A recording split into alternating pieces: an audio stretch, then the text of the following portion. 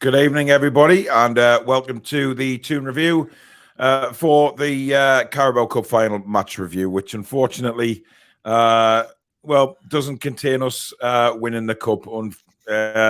Very, very disappointed. I'm tired.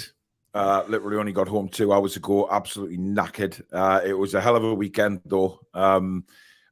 Brilliant weekend, actually, and it's just a shame that the lads couldn't bring it home, but we'll get into that in a minute, because obviously there's going to be a lot said about the performance and who's not going to be the future of this football club. And I think it's quite clear to a lot that, we need to change things. Things are very, very predictable now in our gameplay, in our approach.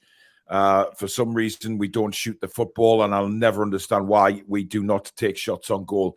It's becoming very, very, very frustrating. And the scenes outside the ground, outside of Wembley, after the game and all sorts of stuff like that. Just bullshit, man. Just annoyed me. We'll go through some comments first of all. Paul Gallant, good evening to you. Toon Gamer says we also need to shoot more instead of passing from the side to side outside opponents' boxes. Wes, good evening. Couldn't be any prouder of the lads. Unlucky, but we still follow United. There's some serious shopping needs doing in the summer. That there is no doubt about. Jano says, in my opinion, Wilson has selfishly skipped training sessions due to World Cup selection, minor illness, injury, and his fear of missing the final. The result, a player operating at less than 50% of his ability. We'll come on to him. Anders, like I said, for a long time, Wilson is our new Wood version 2, but people need to stop defending him. 1 goal in 15 matches. You would all go crazy if Wood got that much playtime. Listen, I agree, Anders. It is not good enough, matey. It is simply not good enough, but we will come on to him. Wes says, let's be realistic. We're definitely overachieving. And look at what the owners have said. It's a 5-year plan, and we're 16 months in. Would never have imagined that in our wildest dreams. Wes, I completely agree with you, but we are just reviewing that game. That's all we're doing. We're not talking about anything else tonight. We are focusing on that game that we've just seen. Wes says there'll be an overhaul in the summer, and we will recruit. We are building for the future. Just look at Chelsea and the money they've spent. Spacebar says, Wes, I agree with you, but this coming summer is going to be huge. We need attacking options and extra creativity. Right now, though, there's a predictable familiarity about us, and the goals have dried up. Billy, I mean, look, we may as well start with Callum, because he got the start yesterday, and it just never happened. Never happened. Yeah, he was picked, I think, for his physicality and to put the fear of God into the Man United centre-halves. They might as well do him marking, I don't know, a tree. He did nothing. Chris Wood. No physicality. Well, I think Chris Wood would have put a better shift in. I think the game against Chelsea, Chris Wood would have been way, way more beneficial to us. And I think would have come out better for it. He didn't put the centre-halves under any pressure. He wasn't physical. He never looked like scoring, let's be honest. He was just a nothingness, and how he just doesn't hold the ball. He did. Yeah, his passing was abysmal. It was all over the place. Not what we wanted, not what I expected from Wilson, because I expected him to really get under the skin of Varane and Martinez, and it just never happened. I think he did it once. Very late on in the game when it was. When there was handbags at the end of the game, towards the end of the game. Yeah, I know which one you mean. But it was so disappointing. Alex, obviously, we spoke at length last night on the way home from Wembley, and we'd had enough of Manchester United. Never mind bumping into them at the services. That was bad enough again. And how we got out of there without W.H. Smith being turned upside down, I do not know. But it was. It wasn't a great feeling coming out of Wembley last night, was it?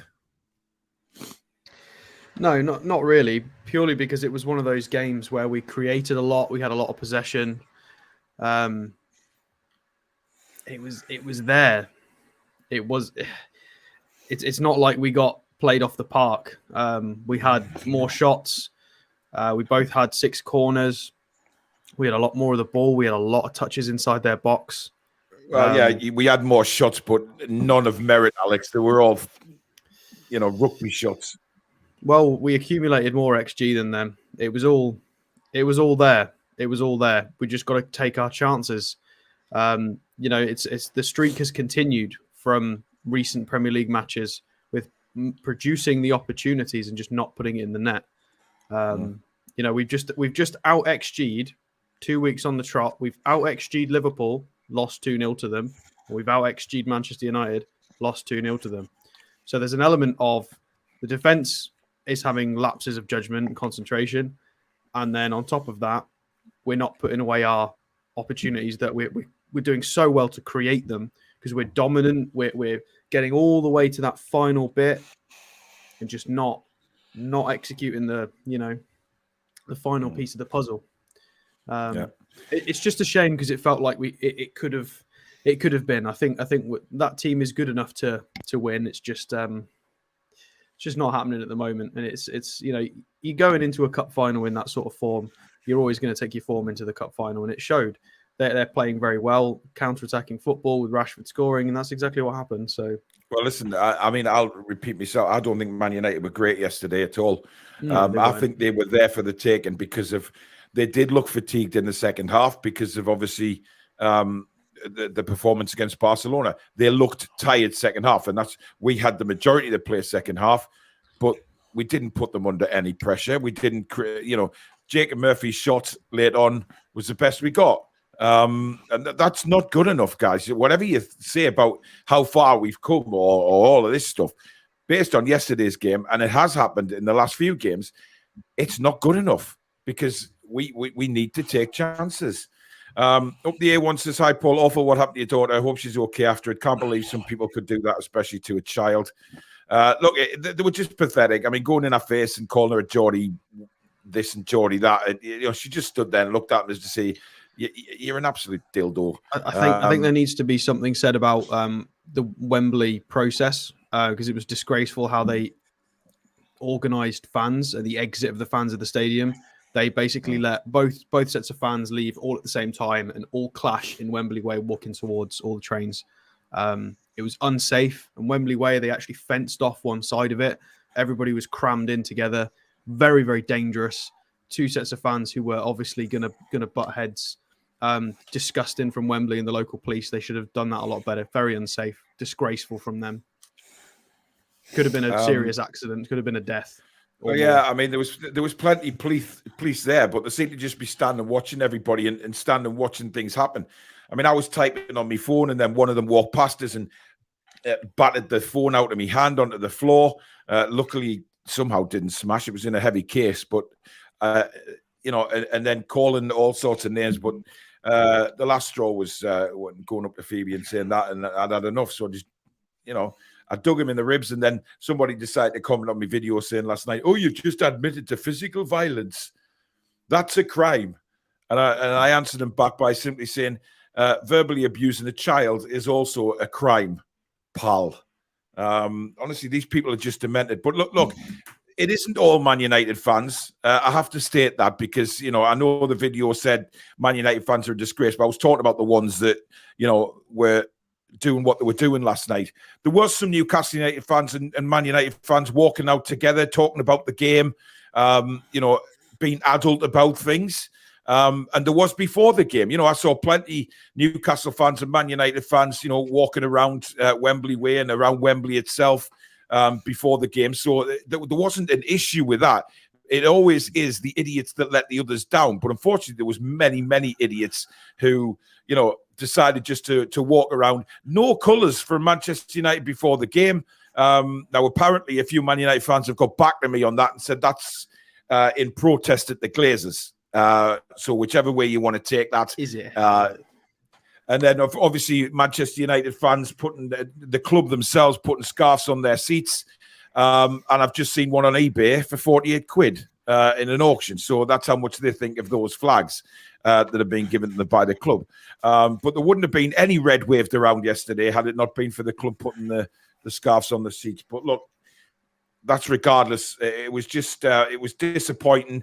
Given, my daughter's had real bad anxiety problems and she's homeschooled and everything. And for an idiot to go up in her face like that is, I mean, it wasn't just happened to her. They were going up to all the Newcastle fans, goading us and all sorts of stuff like that, because most of the Newcastle United fans had gone. So it was just the few in groups around Wembley Stadium.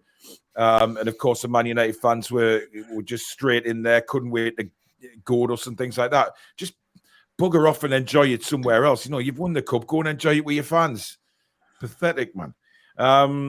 Jacka says, evening team, hope everyone's well, but probably a bit down. We've just got to shake our heads and box on plenty of points to play for. Now, me and Alex spoke about this last night, Billy.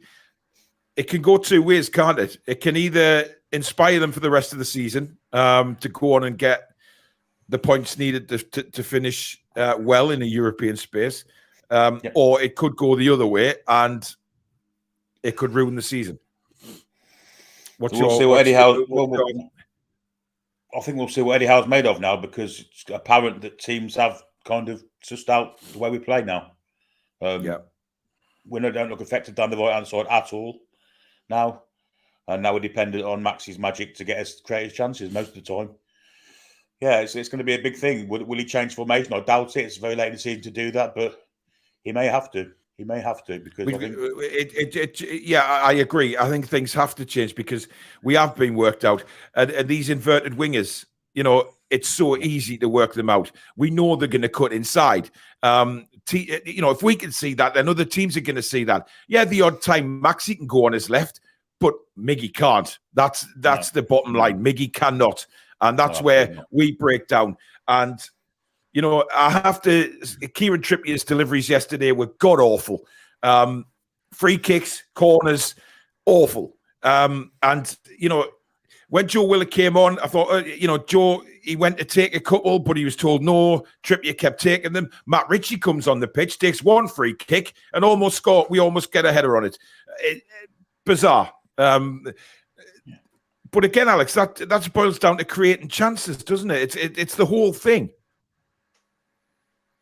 I mean, we created a lot of chances, but yeah, Trippier needs to improve that. It's whether it's Trippier specifically or runners in the box or being in the right places. I think Adam, Adam, somebody called Adam was in the chat before, but they mentioned that the front post and things like that. Alex, so many corners just didn't clear the front post. Yeah, well, I was gonna address that in my answer. Right, and I've forgotten what I was going to say now. Oh dear. So yeah, some of it. This is what I said the other week, like 3 weeks ago. I said, right, is it people not being in the right place in the box, or is it Trippier's delivery? Obviously, the ones that don't clear the first man is obviously Trippier's fault. That's not part of this debate. If Trippier's not clearing the first opposition player, obviously that's his fault. That's stupid to even debate that. But everything else, I think some of it has got to go down to Trippier now. I think after watching it very, very carefully, 1 out of 11 crosses finding a man is not good enough. And we've got the sort of height we've got in the box. And Wilson's movement's not poor. It wasn't poor yesterday. The ball wasn't reaching players really.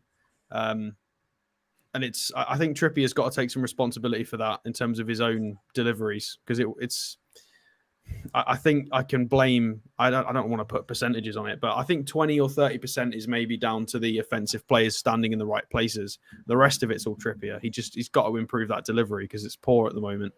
And one cross from your talisman fullback who takes every single set piece, you got to hit more than one cross. It's not good enough.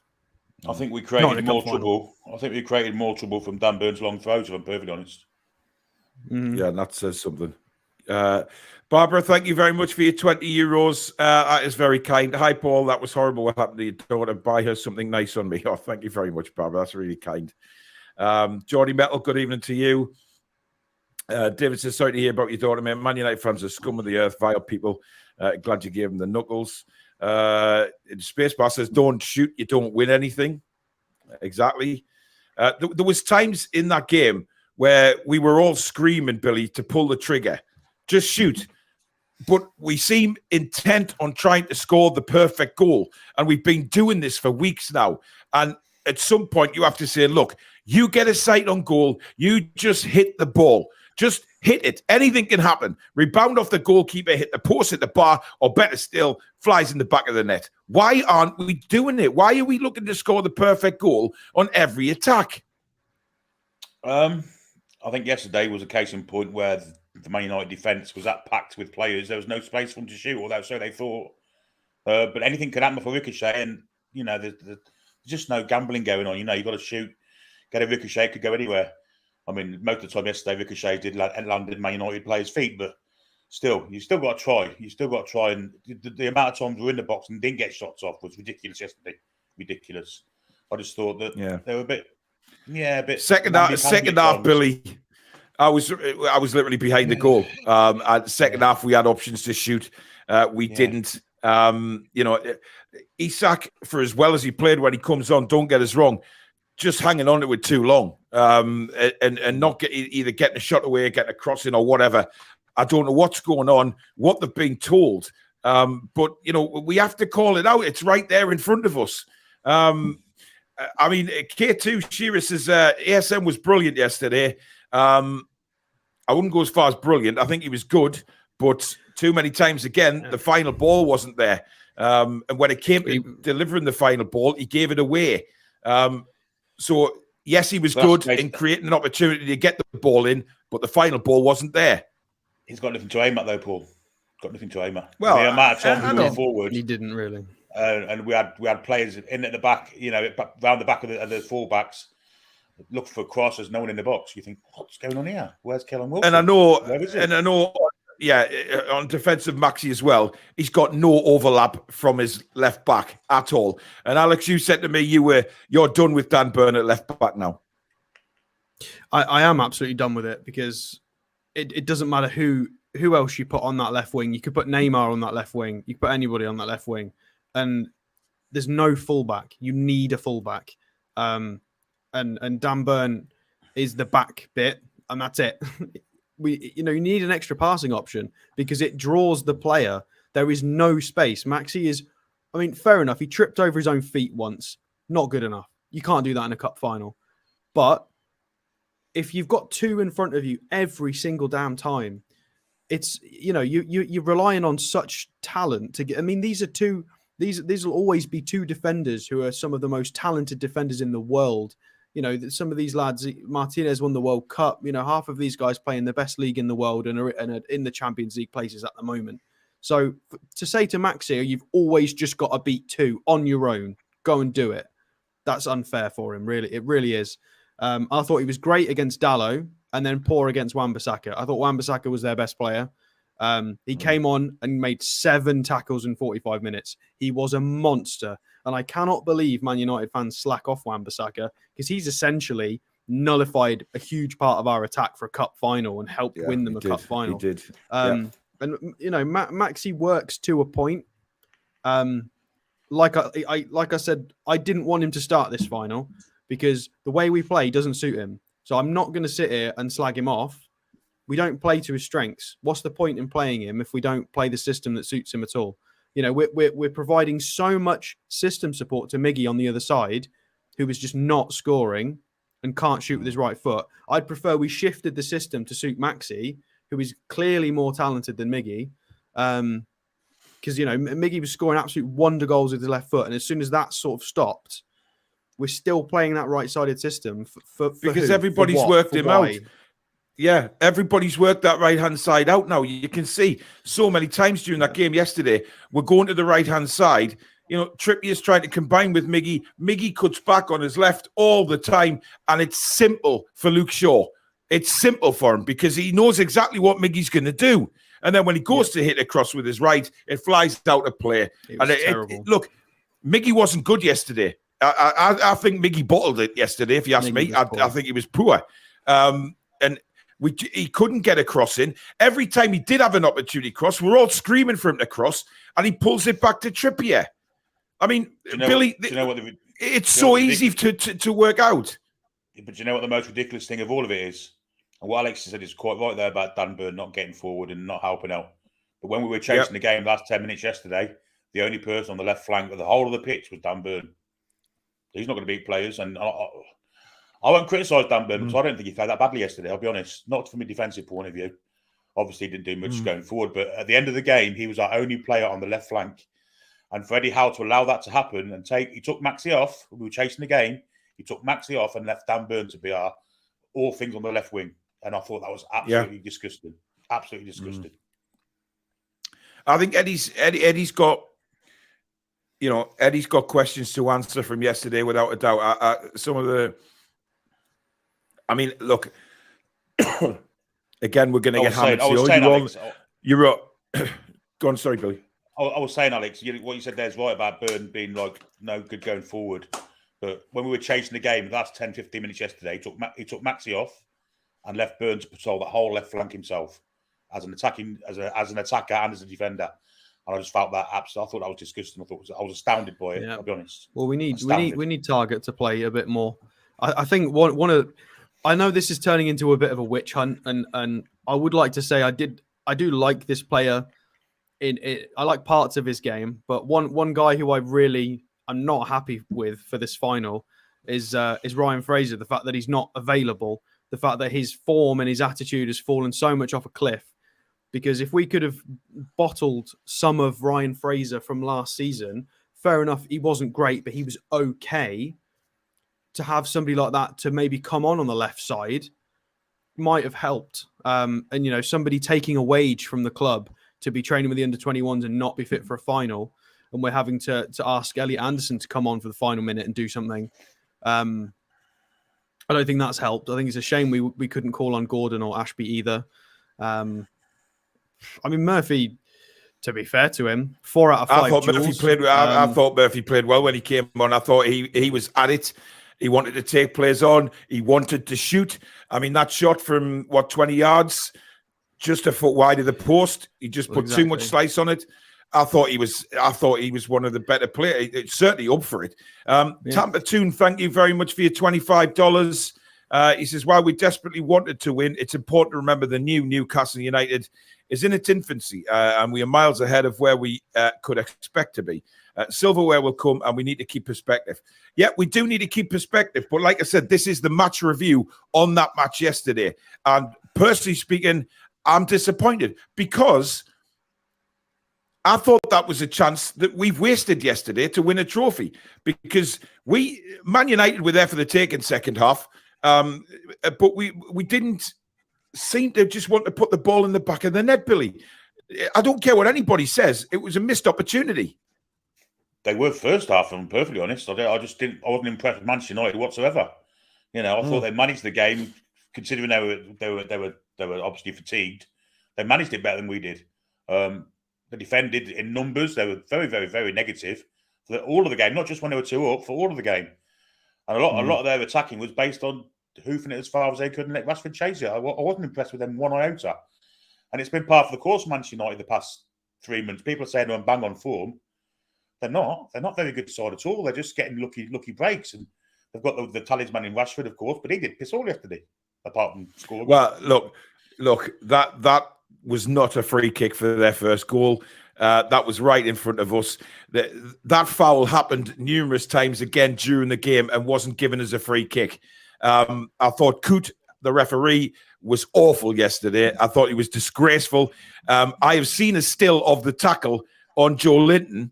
That is the spit and double of Bruno getting sent off against Southampton and nothing given. It's a red card. It's exactly what happened with Bruno against Southampton. And because he's wearing a red shirt and a Man United badge, it's not a tackle. I didn't even see that till today. And I thought, wow, how can they not even do anything with that? Yet Bruno's is what is it? What was Bruno's tackle classed as? Dangerous play or something, or intent to injure, whatever. Violent conduct, yeah. Violent conduct. How is that not the same thing? More than that. There was more than that. There was a Fred after being booked, rubbing his stunts down on Longstaff. Yep. There was a penalty. Dan Burns' header that went wide. I thought that's a terrible header. Then they showed the replay. He should have scored it, but at the time I thought that's a terrible miss. They showed the replay, and Luke Shaw's got his shirt like that away from his body, pulling him. It's a penalty kick all day long.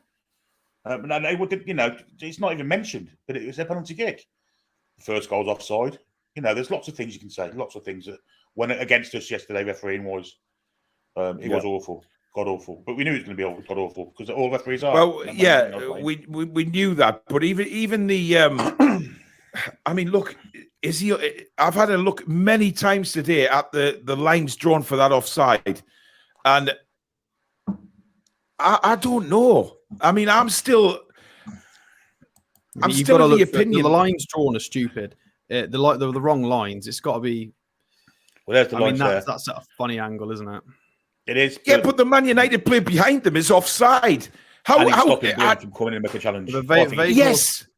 Veghorst isn't to do with that play, really. Well, no, but he's stopping Burns. Alex, you can't say that because the ball has just been kicked, so you don't know where the ball's going.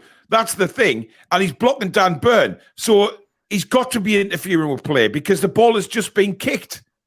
So nobody knows that it's going to Casemiro at that time. That's what I'm trying to... The only person's foot over that line, or even on it, is Casemiro's. No one else's apart from the goals at the back. But to me, that's offside all day long. But look at Callum Wilson's foot. That's barely not his... but it's not his size. Boot Billy, they put another flaming 3 foot on it, man. Yeah, but it's barely touching it. Against Villa. He's barely touching it, and Casemiro is actually over it. You can see his foot's over the line. Yeah, it's offside.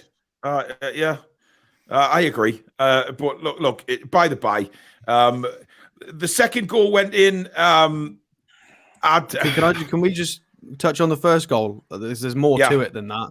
I think they were quite fortunate. I think he was aiming for Veghorst, and it went short to Casemiro.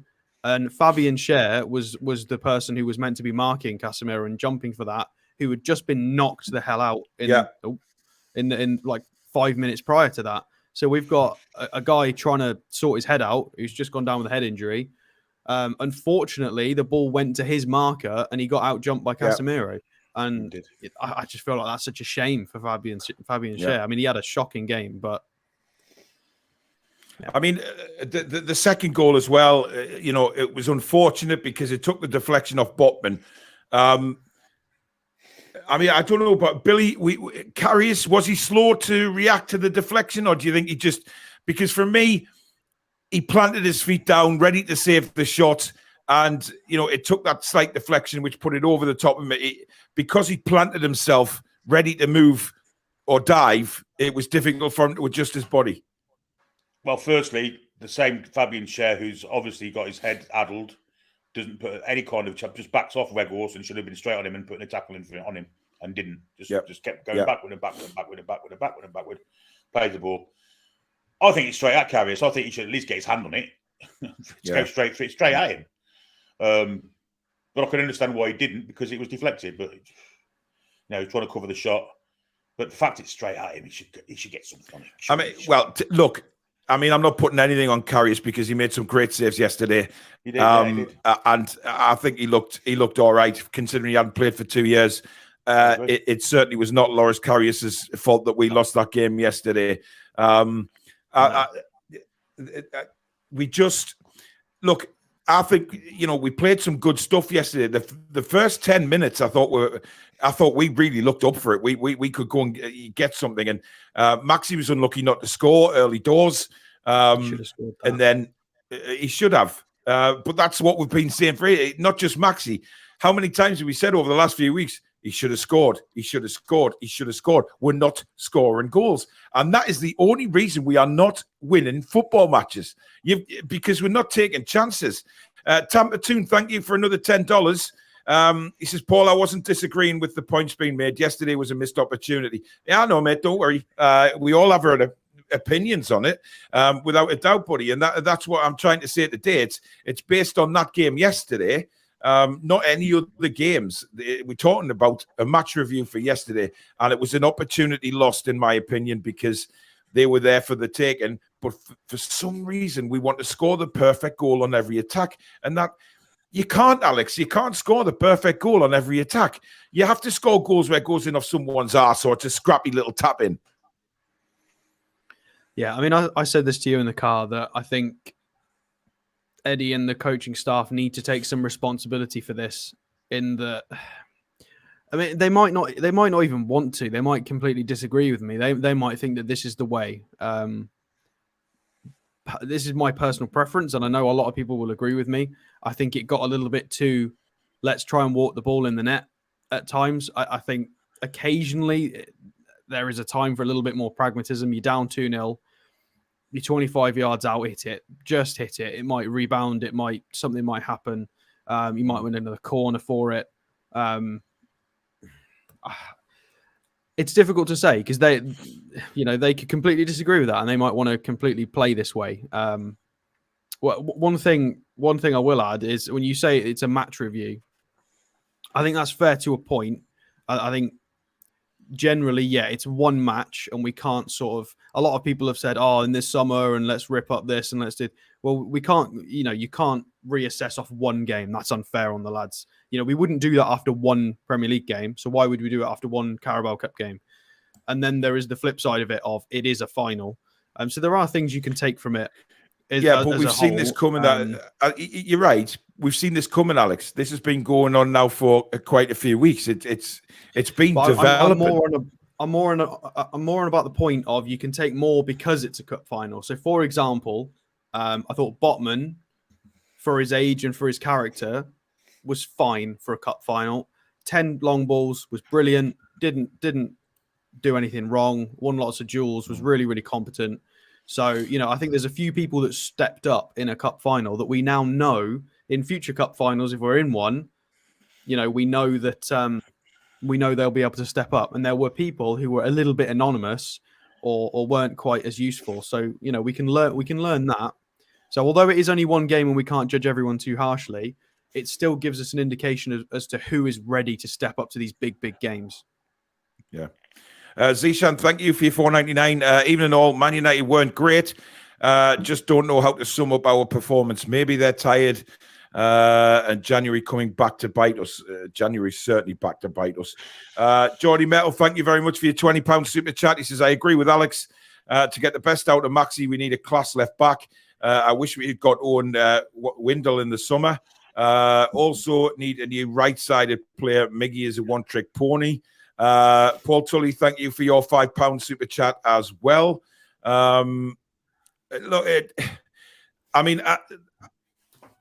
Things have to change because we are predictable.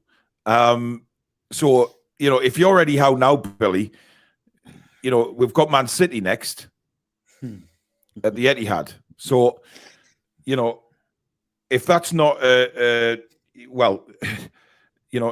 straight out the frying pan into the fire, basically. So, what do you do if you're Eddie Howe? Because clearly, some of these players, like Alex saying, the big game mentality maybe isn't there. You're finding out about your players. What do you do? I'm sure, for starters, that Eddie Howe wouldn't have chosen this as his next fixture after losing cup final. It's an awful fixture to have. However, and I hate to say, I'm going to say it, it's a free hit. It is a free hit. No one expecting us to go there and get anything. The chances are we're going to be missing Bruno also, not just because I think that injury yesterday was a bad one, a real bad one. I mean, at the time I thought, what's he crying for? And then they showed the replay. He got caught in the turf and his ankle went over. It was horrific to watch. I think Andy Gord has to come in. I think he has to come in on the right-hand side, if I'm perfectly honest. I think he has to play on that right-hand side and see what he can do down there. Whether it's the same as Miggy or he's got a better right foot than Miggy, he must have because Miggy's is appalling. So I think he comes in Saturday, but it's the Bruno problem again, isn't it? It really is. If he's out, what do we do?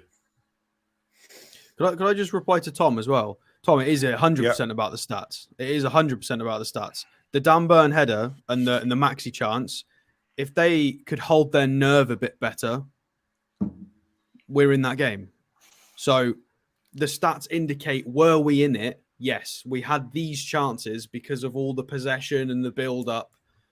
And it was just down to bottle at the end of the day. And the lads didn't have enough of it, or the players who had the chances didn't have enough bottle to do what they do in training or do what they've done in previous matches when they've put it in the back of the net.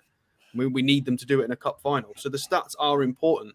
It's the fact that we're getting them in the right areas and they haven't got the stomach to hit the net. All Eddie Howe can do is lead a horse to water. He's providing the team. One thing, fair enough, not set pieces. I think we're crap at set pieces. But generally everything else, we're creating such good opportunities and we're so dominant. He can't make them put it in the back of the net. He can't control their shot. He can give them finishing training, but they've got to talk. Well, they've got to walk the walk eventually, haven't they? He can't do everything for them. He's turned a weak team. We were weak. Steve Bruce, the start of last season, he's turned a lot of that into, we just had 61% possession against Man United. If this was 18 months ago, we'd have had 30%. We just had 60%. So we dominated that game. But that's what's disappointing, is that we had so much possession. The players haven't got the bottle and for just it. didn't use it. Chippers, thank you very much for your £10 super chat. He says, I thought Sky Sports were a disgrace last night, saying that Man United have ended their trophy drought. Very disrespectful. I couldn't give a shit what Sky Sports said, to be honest. They were always going to be tossing off over Manchester United if they won. And it is exactly as it is. Lee May says, personnel needs changing, not formation. Where you play it does sort of marry the two up. Your personnel, whoever you've got available, is to what formation you're sort of going to be best at. Unfortunately, it wasn't working for us yesterday. Mr. Matthew says Casemiro goal was offside. If Isak's shadow can be offside, then Casemiro's definitely offside. VAR is a joke. They literally gifted Man United about 12 points this season. Yeah, well, nothing's going to change on that. As long as they wear red and have a Man United badge on the show on the chest, they are going to get decisions. I saw a comment earlier on saying about should Bruno have made the challenge on Rashford for the first goal for the free kick. I don't think Bruno even made a challenge. He just went down. It was pathetic. It was really, really pathetic. It was right in front of us. We saw exactly what Rashford was doing. But the fact that foul took place in numerous other places on the pitch was never given. They've put that foul on the highlights clip on YouTube. So for the club have posted the highlights. And before that goal, they've put the foul in. So you can actually go and look. And it's Bruno 50-50s him, which is not a foul. And Rashford had already played the ball into an on-rushing Kieran Trippier. So there is no scenario in which Rashford gets out of that or gets through. It doesn't happen. You can literally go and see it. It's fine. There's nothing wrong with it. It shouldn't be given. Well, Mal says Trippier's not been great, so give Ashby a run out. Look, I don't think Kieran Trippier. You can't, because of what he offers as captain as well. I mean, you saw when Man United scored yesterday, he was rallying the troops. He was saying, come on, get your heads back up. It's only one goal. Let's go for it. His captaincy is precious to this team, and his experience is precious to this team. His set pieces weren't great, right? And I'm quite happy to say that. And I would love to see somebody else given the chance to maybe try the set pieces and try something different, mix it up. But I don't think Trippier had a bad game. It wasn't like he was poor with his passing or he was poor defensively. I don't think any of that. I think one aspect of the game was his set pieces, and they weren't good enough, Billy. But the rest of it, 100%, yeah, he didn't have a bad game. Trippier, he didn't have a bad game at all. I don't think any of them had particularly good games, but Trippier certainly didn't have a bad game. He leads from the front every week. This is what you get with Kieran Trippier. No question in my mind that you're going to drop him or anything like that and bring a young and tested fullback in for him. Absolutely not. Mm-hmm. Maybe they can find another position in the team for him, though. They may have to at some point because I keep saying it, but he's not as fast as he used to be. It's finding it hard to get back from attacking position to defend. Yeah. Mr. Matthews says, forget Ashby's for the future. I just hope Kraft is going to come back so soon. He'll not be back this season either. However, would Eddie ever drop him? He's untouchable. It's not that he's untouchable. You've got to see what Trippier brings to the side. His captaincy is precious to us. And if he wasn't there, a lot of if Trippier wasn't there yesterday when Man United scored those goals, right, we'd have gone to pieces and we'd have lost that game 5-6-0. I'll guarantee you that now, right? Because he was still marshalling the troops. He was still getting them up for it. And you want to fight for a captain. You want to play for your captain who is as inspirational as he is. You want to play for a manager like Eddie Howe. The good thing about yesterday is they got those 2 quick goals. We still never dropped our heads. We still kept at it. Look, I'm not taking anything away from the players. They worked so hard yesterday, and they did want to win. They did want to get back in the game. But unfortunately, things didn't aspire to that, where we just weren't getting shots in. It wasn't good enough at that end. But the players wanted it. Every time we got a corner, they were G'ing the fact. They wanted it. So I'm not having to go at the players for, any sort of dedication or anything like that. I'm proud of them. I'm proud of the lads yesterday because they didn't drop their heads when they went 2-0 down. They stayed in the fight. And, Newcastle United of previous years gone by would have lost that 6 and 7-0 and just been absolutely drubbed. Because we know what the old teams used to be like. When we conceded a goal, heads went down and you were saying, right, how many are we conceding tonight? But not yesterday. The lads still stepped up to the plate for me. They just didn't take their opportunities. And that's what we've been saying for weeks gone by now, that we have to start taking those opportunities because we're still playing well enough to score, Billy.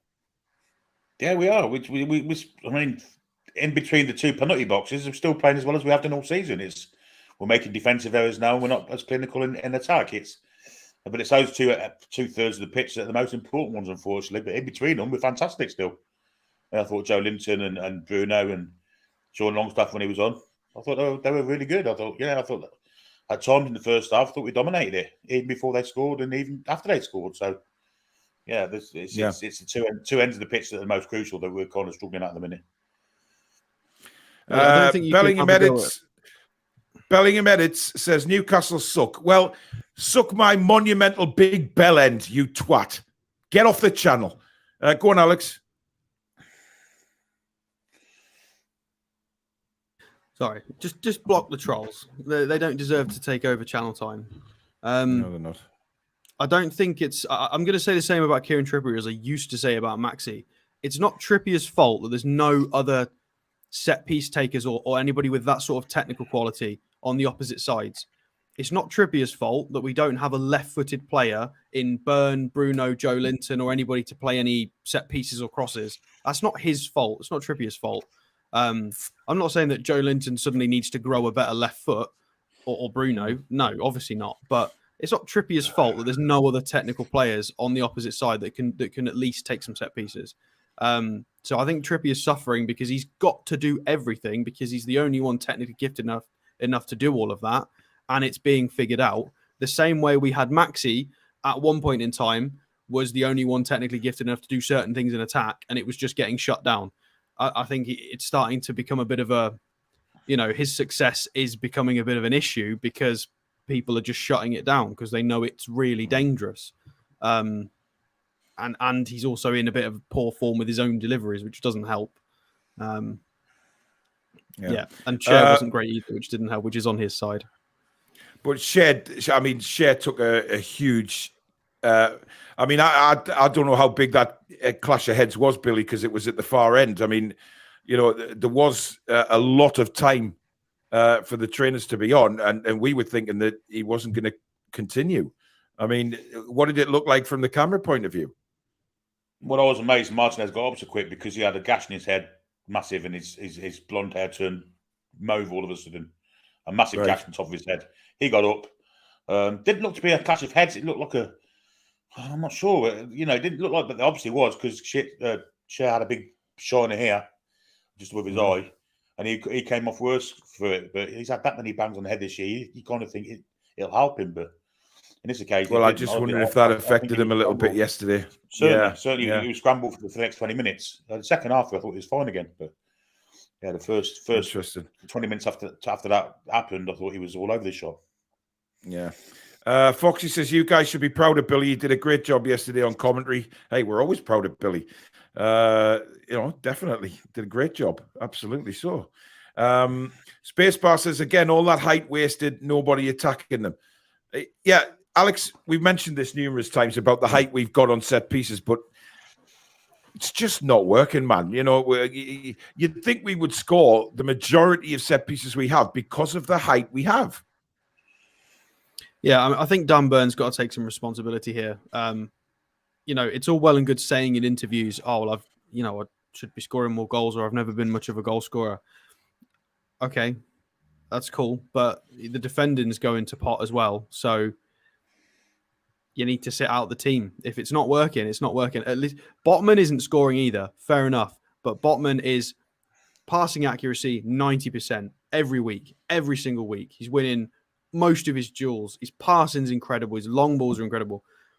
So Botman, at least he's doing that first. Whereas Burn's missing most of his game at the moment. Burn was good against Liverpool. He had a bit of a resurgence. But if you take the Liverpool game out, it's been really poor for 4 or 5 weeks. Really, really, really poor. And yeah, he should have scored that header. And I understand he hit the crossbar the other day, but if it's not going in, it's not going in.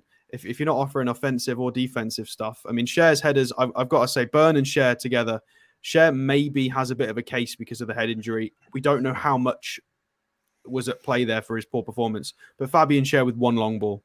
I mean, what game have we ever seen in the since I've been part of this channel where Fabian Cher's had one long ball? I can't remember one. Cher's normally incredible with his long balls. And Burn as well. I mean, I've written it down if I can find him. Where is he? Burn. 3 out of 13 duels. He's 6'7". He's enormous. 3 out of 13 in a cup final. Not good enough, mate. You're the biggest man on the pitch. Not good enough. He committed a foul. How many times? No dribbles. No crosses. No long balls. Yeah. How many times was he nutmegged yesterday by Anthony? By the way, I mean, I've counted at least 3. He did it twice in one movement. Yeah, he did. Yeah. By the way, is Joe Linton suspended now? No. So that booking just has no meaning at all. No, none whatsoever. Where's the sense in this, guys? I mean, where is the sense? Only reds count. Just Diane says, Paul, could you please ask Alex what he thinks of a 3-4-1-2 formation? It's what Mourinho plays a little bit when Tammy's not available. I like it, but I don't think it suits us. It's got very Roma vibes about it. Eddie Howe wouldn't do that. He doesn't like his wing. I think he tried. Was it once? I think we saw him try wing backs once back in the first season when he was trying to fiddle about in the first couple of months and see what worked. He tried Willock and Longstaff as a double pivot. It was atrocious. He tried wing backs once with Murphy and Richie. I think someone. I can't see that. I think he's trying to go towards how the big teams play. Obviously not in a Conte way, but like a Pep and a Klopp. I think he wants to go 4-2-3-1s, 4-3-3s, high tempo, lots of pressing, really like possession based. You can see that's where they're trying to head towards. I don't think we'd see wing backs. Shane in Australia, good morning. He says, at this point, I'd rather Matt Ritchie in the team over Dan Burn. He'll get forward and is quite underrated from set pieces because Trippier's delivery has gone stale. Matt Ritchie left back now. There's an option. If he had a bit more legs, he'd certainly overlap. Yes. Yeah. He doesn't got the legs for it. Which is a shame because he'd certainly help Maxi out and overlap him, and he could put a cross in as well. Steve says, you know what they say in ice hockey, Paul, put the puck on the goal and good things will happen. We need to do the same thing. Yeah, we were always taught in ice hockey to do that. Just even if a clear shot's not on, just send the puck towards the goal and you just never know what might happen, a deflection, a bounce or anything like that. And certainly I think we need to start doing that. Just as soon as they get that ball, Billy, around the goal area, just take a shot. Just let it go. Even if they do it once or twice, the defenders whether they're going to shoot or not. By the time we did it, it was too late, wasn't it? And to be honest, Miggy was doing it earlier in the season, but teams have sussed that out now and they've closed them entries down for him to shoot through. So Yeah, it's frustrating, and that little ball in behind the fullback hasn't worked for the last kind of 4 or 5 weeks either. The right side's redundant, and that's where our problems are coming from, I think. Well, when we put that ball across to Trippier, he links with Miggy. I thought Longstaff did well first half. He was getting forward, but got that nasty injury, and that was it for him. That's why he had to come off. And the thing is, you can see what's going to happen because Trippier does the overlapping for Miggy to get the cross in, but most of the time that is read by the defenders because they know Miggy's not going to cross on his right. And when Miggy pulls it back, it gets their defence back into formation. Not just Man United's, but all of them. We need a plan B, and the plan B is not there at the moment. And I think that's where this is going to test Eddie Howe. This is where he needs to come up with something different, Alex. We don't. We just don't have any more technical depth. It just doesn't exist. This is who we are. You've got to remember that we are creating those chances. So as Billy pointed out earlier, we're in a bit of a phase where we're creating the chances and it's just not working. And also we're letting in a few, I can't remember what word you used, but we're letting in a few more goals than we should really be doing. It's just sort of goals where we're losing focus. So that doesn't happen forever. So there will be a point, whether it's against City or the next game, where stuff does start hitting the back of the net a bit more and we stop making so many defensive errors. We don't have that depth. I mean, I was thinking about this today, about how, Man United can just swap Anthony for Sancho or for this. They've got Eriksen, Van der Beek, Martial, who aren't even fit at the moment. The depth is incredible. You look at Man City and stuff. Mahrez isn't working. We'll bring Grealish off the bench. We just don't have that. And it's for anybody saying we made a mistake in January. No, we didn't. It's the club's plan because of FFP and how it works. Did they probably want to go and reinforce enough for the top 4 push and for the final? I'm sure they did, but they don't want to be hit with 100 charges like Man City have done. We are where we are. We've got the resources we've got, and we've just got to put up with it, I'm afraid. It's not nice, but we haven't got the depth. It's just what it is. So, regardless of whether we won or lost that cup final, there is a big summer anyway, because we've got 5 or 6 contracts expiring. They're gearing up for a big summer. So the cup final result had no influence on what we're going to do in the summer. No, I don't think it has. I mean, we were always going to spend in the summer, I think. And I think Amanda, in her interview on TalkSport this morning, pretty much said that. Yeah. Look, we know these owners do not like coming second. We know that. They don't like losing. And they will do what they can. The chairman was there yesterday sitting with Amanda. He will have seen the game. He will report back to everybody else and say, look, guys, we're not doing this again. Next time we're at Wembley, we're lifting that trophy. We are not putting this situation again. I'm excited about what this could bring because I think it's a wake-up call again for a lot of people to say, look, yeah, fantastic where we are now as a club. We're, Wembley, 5th in the table.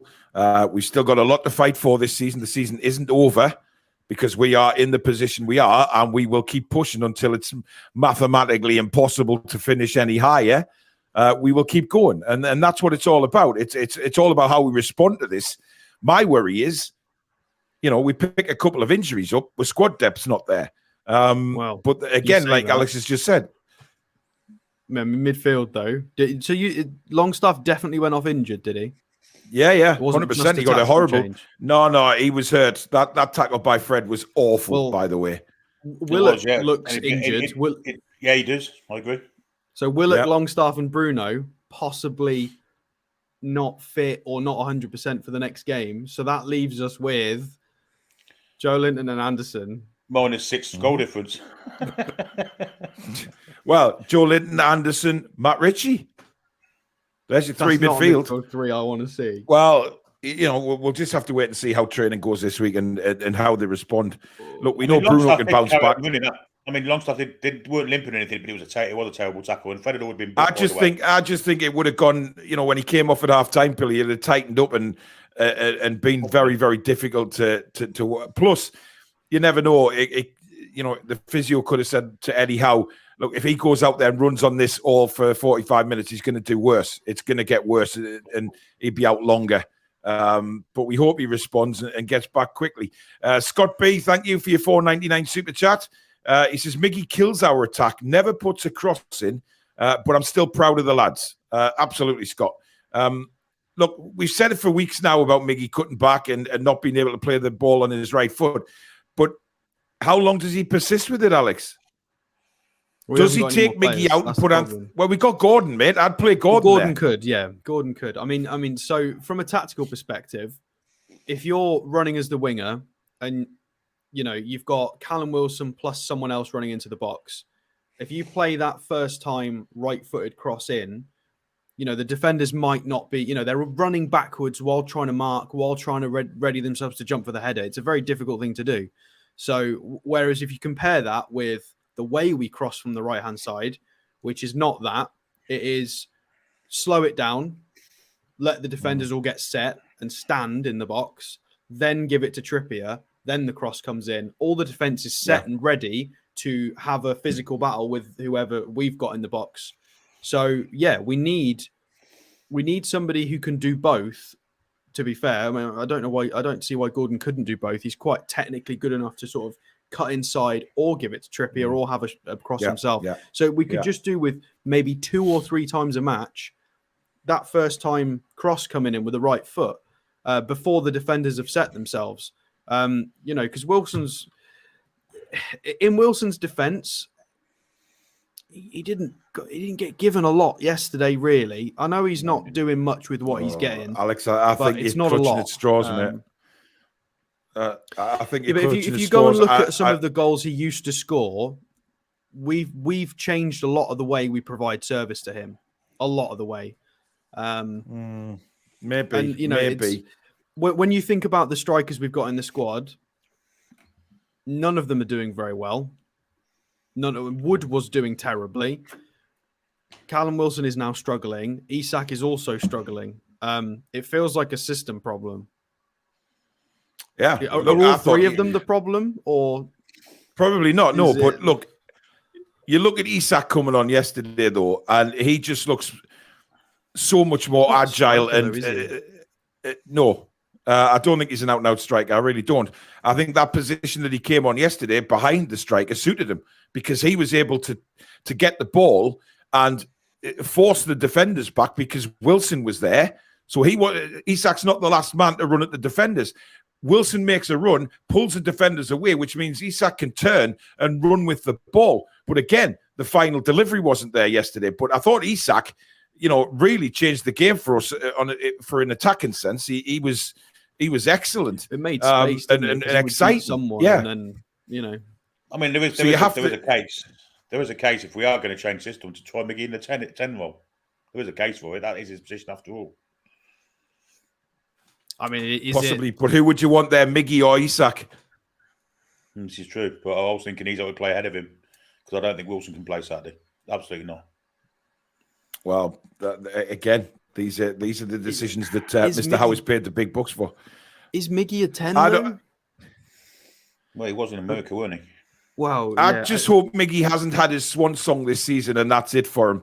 I've seen a few people in the comments tonight saying that, he had that, glowing bit of form before Christmas and now he's gone back to old Miggy. I don't understand how, this is my point of view. I don't understand how an international footballer like Miggy can play on each wing and not have a right foot. Why is he not in training, stopping back or asking the physio, or why the coaching staff aren't drilling it into him to use his right foot? Where is it? There's no excuse. There is no excuse to why he's not got a right foot. He's not. No. He's not. Again, I didn't want to wind Keith Downey up with the journalist things, but it would. The problem is it's quite an antagonistic question for a journalist to ask Eddie Howe, and you don't want to upset Eddie Howe. But I feel like it's at this point, surely someone's got to ask it. Someone's got to ask that question. Listen, Alex, why half an hour a training session a day? Can they not work with Miggy just to knock it past the defender and keep getting him to whip it in on his right foot? Keep doing it. You know, we need someone to ask Eddie Howe, don't we? Because we're not going to know. We need somebody to ask the coaching staff. Yeah, 100%. Billy, this is an interesting one. Callum says Cher definitely should have been taken off yesterday. He looked out of it for quite a while. Given how serious we know brain damage can be, we need to do better. Now, I did notice, Billy, when Cher came back on, Botman immediately went over to him, and I got the impression that Fabian Cher didn't even know where he was. Because he was looking into he wasn't even looking where the ball was. He was looking at the far corner where the Newcastle fans were, into the sky. And I said to Andy next to me, I says, he doesn't seem to know where he's at. No. And that was a concern. I agree. I felt that he was worse than what we usually see him when he's been down with his head before, and he's took loads of them this year. Let's be honest, it could be a combination of all the ones he's taken, plus what he took yesterday. Absolutely. I agree. I really 100% agree, because 20 minutes after that, he didn't have a clue where he was. He was at fault. In my opinion, he was partly at fault for both of the goals. Didn't have a clue where he was. Second half, he was a lot better, but I think because it was just strange, Billy. Because Botman, I mean, Alex, you saw it as well. You know, Botman went over to him, had a long chat with him, put his arm round and him, then didn't he? and then Botman looked back to our bench and shouted something over. So I don't know what he said, but Botman was obviously concerned because. We could all see Fabian Cher. It wasn't like he was miles away. He just didn't seem to know where he was, and he was looking into the stands at the Newcastle fans. Well, and I genuinely think he didn't have a clue where he was. It's a worry how many blows he does take to the head, though, in fairness, because you're right, Billy. He has took a hell of a lot this season. It comes to the point where, how many do you let him keep taking before you just say, whoa, enough's enough here? Let him just have a bit of time out here, because he can't keep taking bangs on the head like this and keep getting away with it. But I was concerned for him yesterday because I really didn't think he actually knew where he was. Sophia says, I thought it was a lovely touch seeing Amanda kiss every player and coach on the cheek after the game. I bet the execs have big plans going forward. Look, it was a lovely touch and it's something you'd probably expect from Amanda because she's that type of person, and we've seen that since they've been here. The sort of gratitude she has for the players' effort and things like that. And like I say, I applauded the players off, that came round behind the goal, in front of the goal. I stood there until they walked. Eddie made them walk off and watch the lifting of the trophy. I clapped them because, I'm disappointed we didn't take our chances. But at the same time, I'm proud of the effort because, like I said earlier, 2-0 could have turned into 3-4-5, and it didn't. And if anyone was going to score a goal in the second half, but if anyone was going to score in that second half, Alex, it was us. We looked a dangerous team until obviously the last 10 minutes where we pressed and Man United got a couple of breaks. But apart from that, I thought we were the more likely team to score in the second half. The lads deserved a round of applause. They deserved a clap. Everybody, to be fair, even the ones who had a bad game on the day, because ultimately it's an EFL knockout competition and we're the second best team in the entire knockout competition. So that's an incredible achievement and they deserve a clap for it. So regardless of whether the certain players play poorly on the day, it's still a damn sight more than we've done in 20 years. So they deserve something for it. Yeah. Elite says currently we lack players with elite mentality. Look, that is a good point to make because you look at Bruno. He's won the he's an international. He's got the elite mentality. Botman's won a title. He knows what it's like to win a title. Trippier's been there, done it in La Liga, won the title there. There is some elite mentality players there, but we also have players from the Ashley era that don't have that elite mentality because we've never had the opportunity to have it. These players are entering realms that they've never been in before because the club was so poorly managed last time. We didn't have any ambition. We've got such a mishmash of players, haven't we? I think that was a big difference between the two teams, if I'm perfectly honest. That was the main difference. And I just thought Man United managed the game better than we did. And I thought they were masters of the dark arts as well.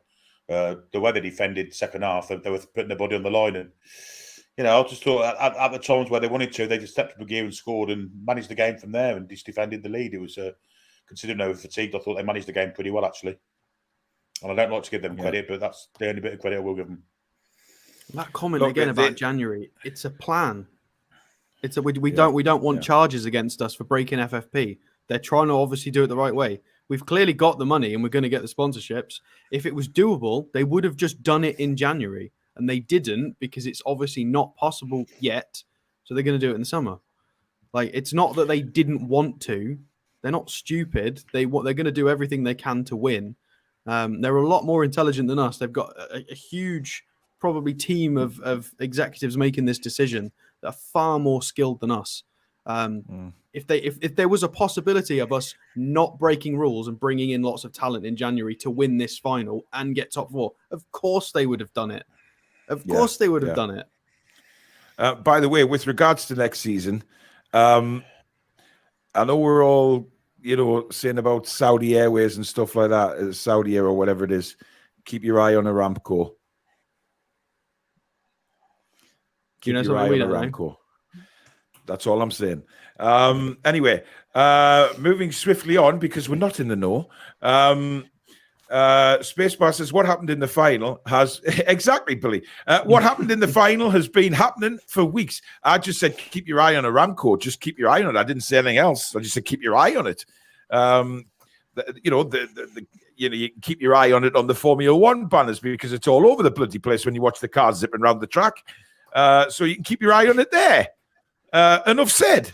Right, before we go into the obviously the all-important player ratings, on that same subject, has anybody seen the Chronicles player ratings for yesterday? Somebody gave Dan Burn a 7, didn't they? Indeed. One of the better players for Newcastle. Listen, I know he didn't play too badly, but he was no. On SofaScore, he's the lowest rated NUFC player with a 5.7. I was going to give him a 9. Billy, I would have cut you off immediately. Steve says, as a West Ham fan, I would say Ashby is a very good prospect, but not sure he's ready yet to be a regular Premiership player. Yeah, you guys, Steve, were disappointed, of course, when you lost him. We saw a lot of reaction from the West Ham fans saying, what the hell are we selling this kid for? Because he's got a huge future. Hopefully he has. Alan says, would Paul be up for giving the team talk at half time? Might get them going more.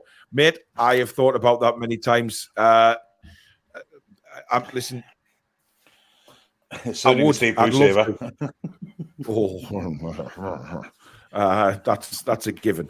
Look, everybody has their different ways of doing things.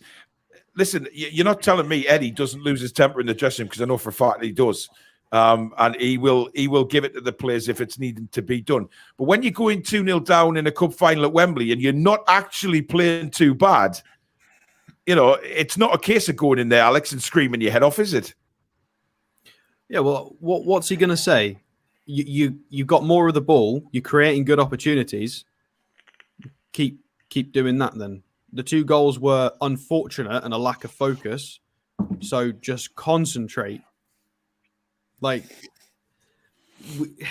what did we really... Realistically, the goals were not really the fault of 9 or 10 of the players.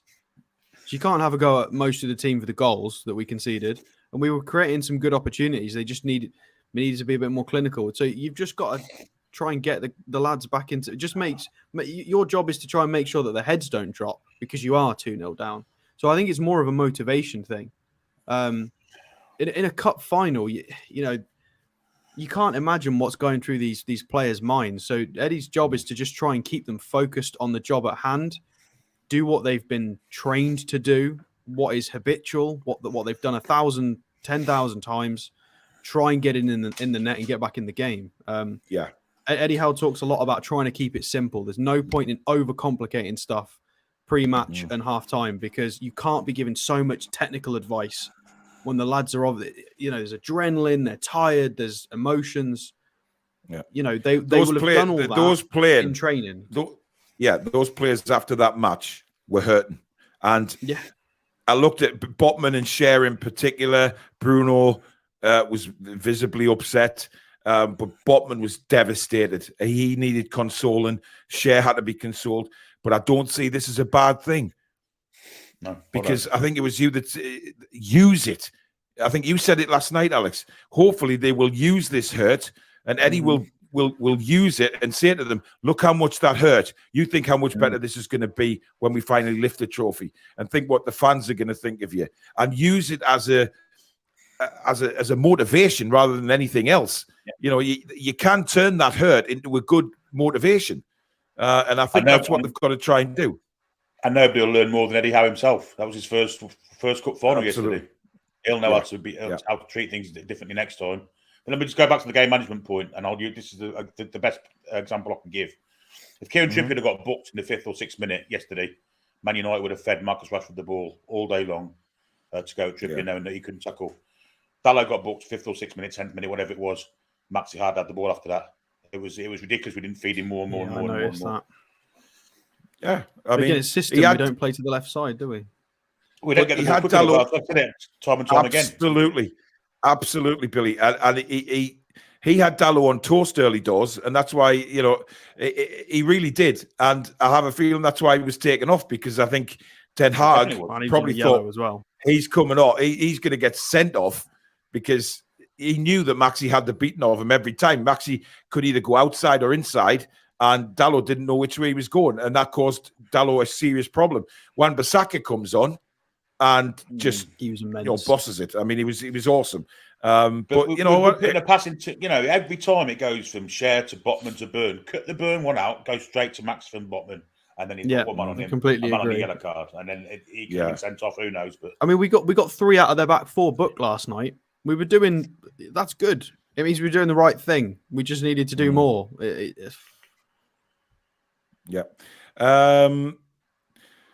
Ab says, whenever a result goes against us, people lose the plot. We are on the right path, and Eddie is doing the right things with selections and tactics. Well, is he though? Not a one-off, is it? I don't think no.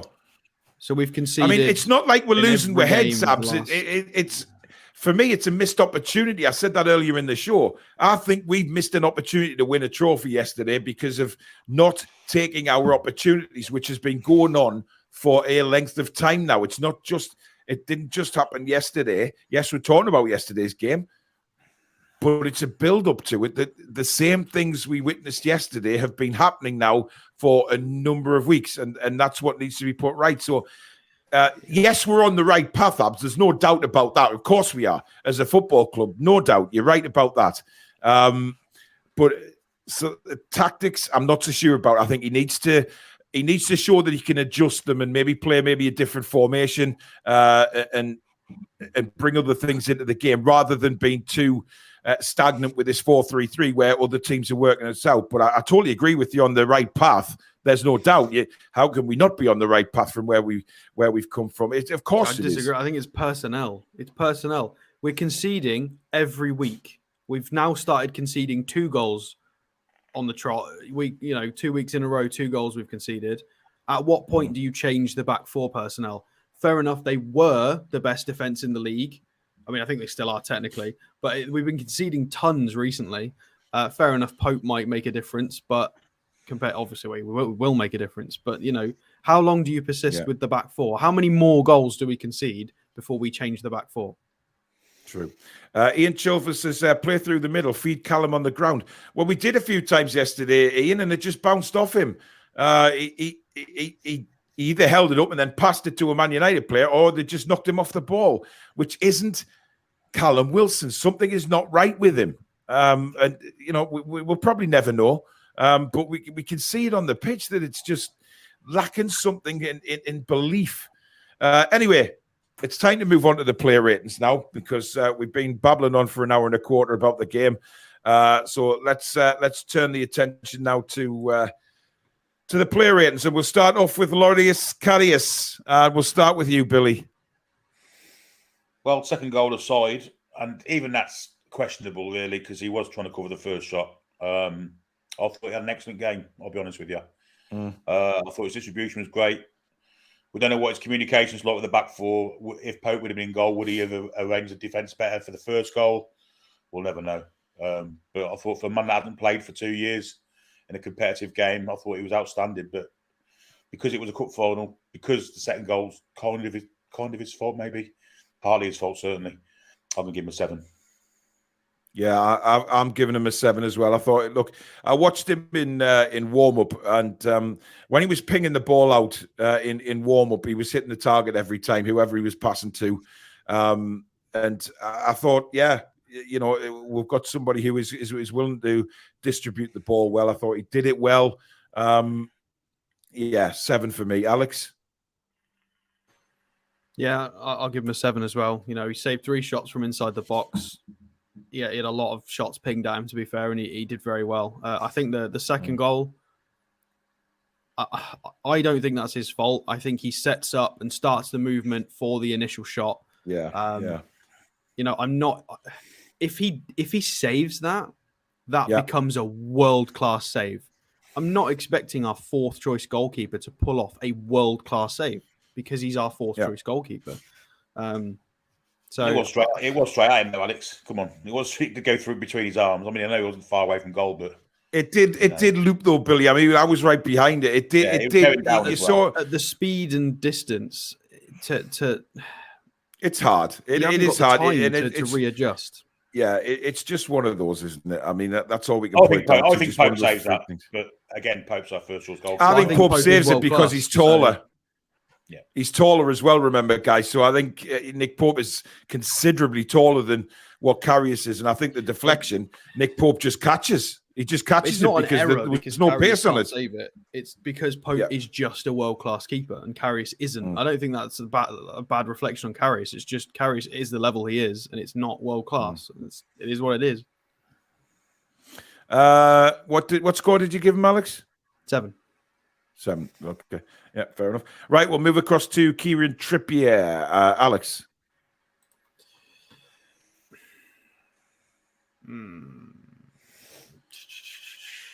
I want to give him a 7, but I'm going to downgrade it to a 6 just because of the poor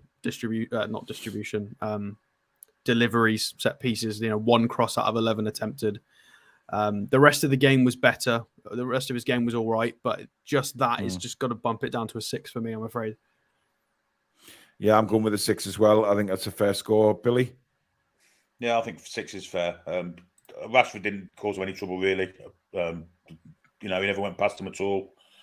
I thought he defended really adequately, really well. But the attacking side of the game's gone for him, isn't it? And that's kind of half of his game for us, so 6 for me. Okay, we'll move to the other side. Dan Burn. Again, I'm giving Dan Burn a 6. I think he did okay yesterday. He wasn't useless. But I just think going forward is the problem. You know, I'm fine with his defending most of the time. It's just when Maxi's got the ball and he's getting his head up and he's looking for help, sometimes Dan Burn makes a run, but he makes the wrong run because he doesn't run behind him like a normal fullback does in an overlap. He cuts in front of him. And it's not giving Maxi any space to lay the ball off to him or to try and get a cross in. So a 6 for me, Billy. Yeah, I think 6 is fair. And again, I'll reiterate the fact he was left on that left flank on his Jack Jones at the end of the game yesterday was ridiculous. Yeah. You know, we were chasing the game. I just felt that maybe he was the one that should have gone off, and Maxi should have had that left wing to himself. We're chasing the game. We might as well lost 3-0 as 2-0. Yeah, Alex. You're going to hate me for this one. I'm going to give him a 3. Oh, it was terrible. Oh, it was absolutely shocking for a cup final. He's performed, apart from the Liverpool game, it's the same again. 1 aerial duel, you're 6'7", terrible. 2 out of 10 ground duels, you are massive. 2 out of 10 ground duels in a cup final, not good enough. No dribbles, no crosses, no long balls, nothing. Absolutely nothing. Offered nothing offensively, was really poor defensively, got embarrassed by Anthony. Fair enough, Anthony's a technical player, but I know it hurts because I know Dan Burn will have tried his best. And I know he's a nice bloke. Yeah, he's a good footballer. And I'm sure he tried his absolute best. But I'm rating the performance, and I thought it was 3 out of 10. I thought it was poor. Well, Mr. Matthews makes a point in the comments saying that Byrne is useless at heading. I don't think he's a great header of the ball, actually. For somebody that's mainly a centre back, I think heading is for someone so tall. Yeah. Heading is one of the weakest points of his game. It doesn't always correlate, does it? I mean, Isak's 6'3", very poor in the air. Willock again. I think Willock's just under 6 foot, so he's not small, but I don't think height is always a factor of being good in the air necessarily. Yep. Right, let's move into centre backs, and we'll start off with Sven Botman. Billy. Yeah, I thought he had a really, really good game. Actually, he was under pressure a lot of the time when they were attacking, but he came through with fine colours. His passing was good. I felt sorry for him for the goal. Obviously, at first they give it an own goal, but they've changed it now to Rashford. So, yeah, I think he deserves a 7 out of 10. Okay, yeah, 7 for me as well. I think some of his crossfield balls were excellent, both left and right. He hit some with his left, hit some with his right. I think he battled with Weghorst very well. Obviously, they nearly come to a bit blows in the second half. I think on the touchline, the two Dutchmen. But I think he was well up for the challenge of Weghorst. So 7 for me. Alex. Yeah, 7. It's very fair. 5 out of 6 aerial duels against Weghorst, who is enormous. I think he's probably the same height as Dan Burn, 6'6" or 6'7". So 5 out of 6 aerial duels against Weghorst is incredible. 10 out of 16 long balls, 10 long balls in the final, excellent. 86% pass accuracy. Rolls Royce, and he does it. He's Rolls Royce in a cup final. He's 22 years old. He's a monster. He's brilliant, and I like that he was so frustrated at the loss as well. He's such a top professional. He's brilliant. Yeah. Fabian Schär, we'll start with you, Alex, on Fabian Schär. Right. I'm going to give him a 3 as well. But again, I feel guilty of it because, how much of this is down to the head injury? How much of it is him making mistakes? I don't know. So it's difficult to know if the 3 is, if it's his fault. But again, 1 out of 6 long balls, compared to Botman's 10. Schär's supposed to be great at long balls. What 1? Not good enough. His duels, he was all right with his duels, but again, he was at fault for both goals, in my opinion. And he wasn't his usual self. He ran into midfield and got the ball taken off him twice. It's a 3, but don't crucify me for that. Because I'm not 100% sure if it was his head injury or if he just had a bad game. Who knows? We can never really know, can we? So, yeah, very true. Sean Stevenson says apparently there were around 3,000 empty seats. Is that correct? Yes, at the Man United end. We were packed at the Newcastle end. There was no empty seats. However, I'm disappointed to hear that some Newcastle fans left at halftime. I find that absolutely staggering. That they left. Still looked for like it wasn't noticeable. There was a few empty seats, Alex. I could see from where I was sitting. Okay. When I looked up to level 5, there was. But I just thought it was people going to the toilet. But then they remained there. I just found it very bizarre. But the Man United fans, there was definitely spaces at their end. I'm going to give Fabian Schär 5. I'm not going to go. I think his head injury, and the reason I'm saying this is because of the reaction when he came back onto the pitch of Botman, and the fact that we all looked and thought he doesn't even know where he is. And I thought it was very, very strange that they left him on the pitch. I really do. And I just hope Fabian doesn't come to regret all these head injuries when he's a little bit older, because you have to worry about things like that. It happened to me. I've ended up with Parkinson's, and although they can't confirm it, I'm literally 100% certain that it was all the concussions that I suffered playing that game. And because the concussion protocol wasn't in place when I played, like it wasn't in football. Both sports now have protocols for concussion. And I find it amazing that wasn't utilised yesterday with Schär, because something wasn't right. Billy, your mark for Schär? Well, we all saw what happened with Muhammad Ali, don't we? With where Parkinson's is concerned. Yeah. There's definitely a correlation between the two, no doubt about it. I thought it was at fault for the first goal. I thought he missed Casemiro, and he should have closed down Weghorst and stopped the pass. That being said, he was probably concussed at the time. I'm going to go in between the two of them to give him a 4. Okay. So that means on average, he gets a 4. Right, into the midfield, we'll start with Bruno. And Alex, we'll start with you on Bruno.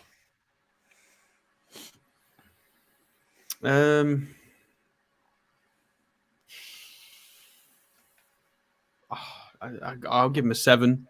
I think there's an argument to be made that to give him an 8, but again, I can't be giving players 8s when we're losing a cup final 2-0. I can't go that high. It's got to be a 7. 90% pass accuracy, just 3 out of 4 dribbles, 9 ground duels, just drew 3 fouls for us. The foul that he gave away for the goal, I don't think it was a foul, so I'm not going to blame him for it. He was everywhere on the pitch.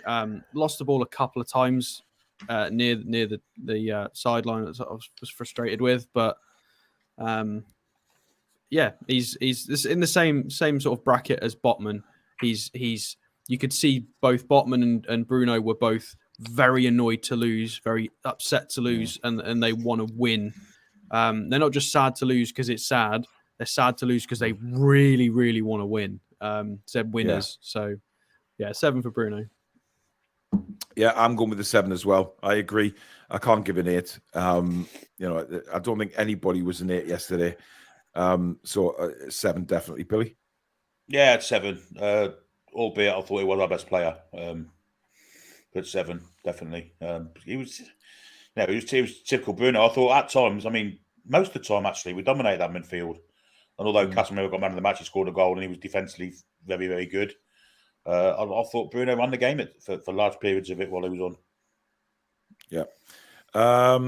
Right, Sean Longstaff. I'm going to give Sean a 6. I thought he was he put himself around again in the first half. I think getting forward as well looked his usual self, but obviously when he got that knock, he's still running around, but it must have been painful. But he did put it in, so I'm going to give him a 6. Billy? Yeah, the look of disbelief on Sean's face when the referee didn't even give him a free kick for that foul from Fred, which was a yellow card all day long. It was ridiculous. Yeah. Before that, like you say, covered every blade of grass, was up in their faces. I'll give him a 6. Okay, Alex? Yeah, I'll give him a 6 because I don't think he was on enough to get any more than that. But he better than people think. He got an accurate cross in and a long ball. He got the ball across the face of goal, which Maxi then recycled into a very good chance. He actually didn't draw any fouls. I thought he should have drawn some fouls. It looked like he did, but the ref didn't give him.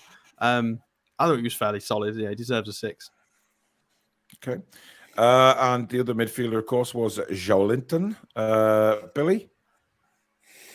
Helped out Dan Burn an awful lot. Part of the reason why Anthony was so ineffective, he went past Dan Burn a few times, but Joe Linton covered for him. And he was a powerhouse for times in the game. But I'll give him a 6. Yeah. Alex? I think I'll give him a 7. I think it's very difficult for him.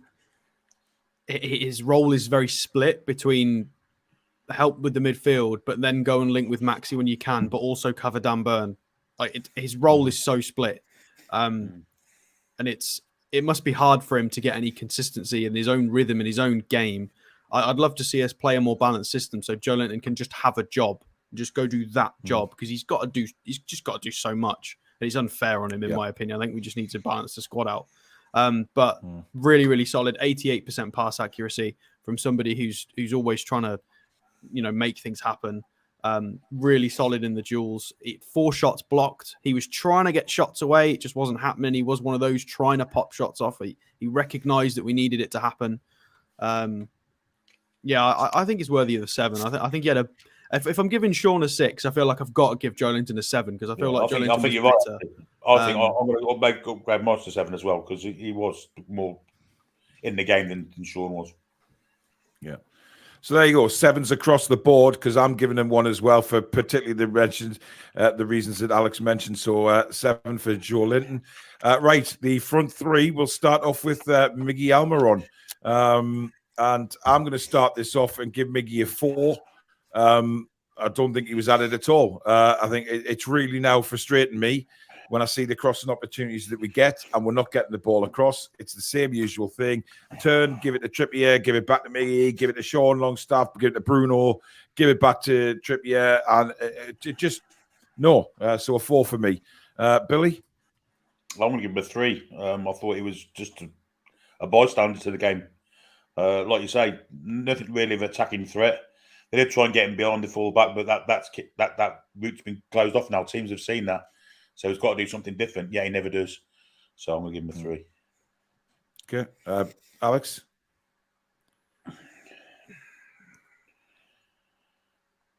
God, I can't give him... I mean, he drew 2 fouls. I'm trying to think of a reason to give him higher than what you guys have given him. I can't think of one. I think it's got to be a 3. I mean, at the end of the day, Alex, we've got to be honest with what we saw. That's what I'm trying to be. I'm trying to be honest score, and think about things. So I'll give him a 3 as well. I mean, he had a shot blocked, and he had his right-footed shot that went over the bar. And then apart from that, one cross. He played Trippier in for the nice cross in the first half, but you know, there was nothing else. There was nothing else in a cup final. There needs to be more. It wasn't. I think 3 might be a bit harsh, but I think I'll give him a 4. I don't think 3 was the Dan Burn performance for me. I think Miggy was better than that, but he still was very poor for him. I'll give Miggy a 4. Well, he's averaging between 2 and 4 in the chat, so we're along the same lines with everybody else. Right, the other side, Maxi, Billy. I just don't think we utilised him enough at all. And when he did get one-on-ones with Dallo specifically, he took him to the cleaners, and I just thought we should have used him way more once he'd been booked. We didn't. That's not Maxi's fault, of course. I think 7 for Maxi. Okay. Good evening to Mother Stato. Hi, lads. Great show. Good things come to those who wait. It will happen. I met Mrs. Mother Stato on Saturday night. She took us for a very nice meal with me and Phoebe and Alex, and it was absolutely lovely. It really was. And thank you again, Jeanette. It was really, really kind of you. We had a great time. And a good laugh as well. It was really, really fun. So thank you very much for that. Right, Alex, ASM. I mean, it's might surprise a few people, but I can't score him as high as Billy. I think his first half performance was a 7. I thought he was one of the better players on the pitch for us. 5 dribbles, could have scored, should have scored, had Dallo on toast. But then the second half performance got in his own head a bit too much. And Burn wasn't helping either, which didn't help anything. And then Wan-Bissaka just, if you had to make a fullback in a lab that could stop Maxi, you would make Wan-Bissaka. Somebody who can follow the run, is more physical than him, and can just hook round and nick the ball off him. He can't play against Wan-Bissaka is the perfect player to stop him, and it completely shut him down. So I'm going to give him a 7 for his first half and a 4 for his second half. I thought he was poor in the second half. So I'm not sure what we're going to average that out to. I don't know, a 5 or a 6. Yeah. I'm going to give Maxi 6. I was going to give him a 6, but I'm giving him a 5 for that ridiculous cross that he tried, and he actually nutmegged himself and it went out for a goal kick. So for I don't think he was trying a Rabona. I think he just misstepped. No, he wasn't trying the Rabona. I'm not. God Almighty, if he tried a Rabona and it happened, I would have been infuriated. I just think he went for a normal cross and he just got his feet mixed up because they were moving that fast. And we'll get back to bonus on this channel, don't we? Absolutely, we do. Billy, shut up. Anyway. Right, we'll go now to Callum Wilson, and I'll start Callum off, and he gets a 2. I thought it was just not for me. Absolutely terrible yesterday. Everything that came to him, he seemed to bounce off him. His passing, when he tried to lay the ball off, he was giving it away all the time. And I just thought he was dreadful yesterday. Absolutely dreadful. Not impacted the game at all. And let's not forget, I wanted him in the side. I bigged him up to start the game because I thought he would offer a lot more than what he did, but it just didn't. I don't know what has happened to Callum Wilson. So a 2 from me. Alex? Yeah, I think I'm going to start trusting myself a lot more now because I listened to Keith Downey, I listened to Henry Winter about certain aspects of our team, and I respect their opinion and I respect their decision. But I know that I watch all of our games in detail. I watch them twice, and before I was swayed by their opinions, I was really nervous about that, and I should have gone with my original gut feeling. Callum Wilson won 0 aerial duels. Despite the fact that's not good enough. That is just not good despite enough. the fact but we were all convinced into the fact that Wilson deserved to start that final and he would be more physical, and he wasn't because he didn't win the duels. And I respect these people's opinions and decisions, but I'm going to trust my own head from now on because does Isak again get 0 across a 90-minute period? I think Isak gets a lot more than what Wilson would have done if he'd have started. I'm not blaming Eddie Howe for that. I think Wilson had to start. I think he's done so much in the last few years that he's earned that final. He's got to play. Fair enough, but I haven't even given him a rating yet. I don't want to. I don't want to rate him. I think 2's a little bit harsh, but still got 2 key passes. I would have liked to have seen him just... I'm so surprised he just wouldn't let fire. He wouldn't shoot. Alex, will you just give him a bloody rating, man? No. I'll give him a 3. Sorry, Callum. Okay. Right. Billy. Aside from the non-physicality of his game yesterday, which he was in the side for, he didn't press much either. He didn't press at all. He just looked a complete passenger in the side. And you can't go into cup finals with passengers. Yeah. I think 3's generous. I'm going to give him a 2. I really thought he was awful yesterday. Well, I've got him up on... Oh, sorry, Billy. It's not the first time we've given him a 2 either lately. He's clearly not well. Let's say he's suffering from the after effects of whatever illness he had. Because that's not Callum wilson. And at some stage in the future, he will come good again. Or the injuries have just caught up with him, Billy. I mean, you just... Not sure about that. Sometimes... It's a possibility, though. There is many possibilities as to why he's dropped in form. Well, he's not actually been injured, has he? So, he was okay before the World Cup, and he's not been injured since. And he came back from there with an illness. So I'm going to say it's the illness. I just think he will come good again eventually, but I'm not sure he's going to be at the club next season, if I'm honest. Well, next season? Okay. Mm-hmm. And if he is, it'll be third choice. I've got his heat map up here on SofaScore, and the brightest red is the centre circle, which is quite concerning. Speaks volumes. That's really concerning. Kickoffs, then, basically. Yeah. Wow. 3 kickoffs. Let's move on to the substitutes. Of course, Isak played 45 minutes yesterday, and I'm giving him a 7. I thought he ran with the ball brilliantly. It just, again, like so much of our play, it just died in the last area. Billy? Yeah, 100%. I mean, get this lad facing the goal and he's a threat to any defence, no matter who it is. 7 out of 10. And absolutely. I'm not sure he's a striker. Though. No. Yeah, Alex? Yeah, I'll give him a 7 as well. I do think, Billy was the first to notice this, and all I can see now he's brought it to my attention is the physicality's not there. 0 out of 4 duels from Isak, which is really, really strange because he's not a small guy. But for a 7, purely because of what you guys have just said, just so positive. Everything's so positive when he's got the ball. We need to get him in the side. He's got to start. He's got to start every week now. Interesting. Joe Willock was the next one on, I think, wasn't he? Joe Willock. I'll give him a 5. I don't think he impacted the game very much. I still think he's injured. Couldn't impact the game at all. Alex? I'll give him a 3 as well. I think if I'm giving Dan Burn a 3, Willock deserves a 3. Again, I think you've got to take it with a pinch of salt. It might not be his fault. He might still be injured. He didn't look like he wanted to race against Wan-Bissaka. There were a couple of times where there was a bit of a gap, and he could have put his foot down, and he didn't want to. You could see he didn't want to open up because he was scared about getting injured.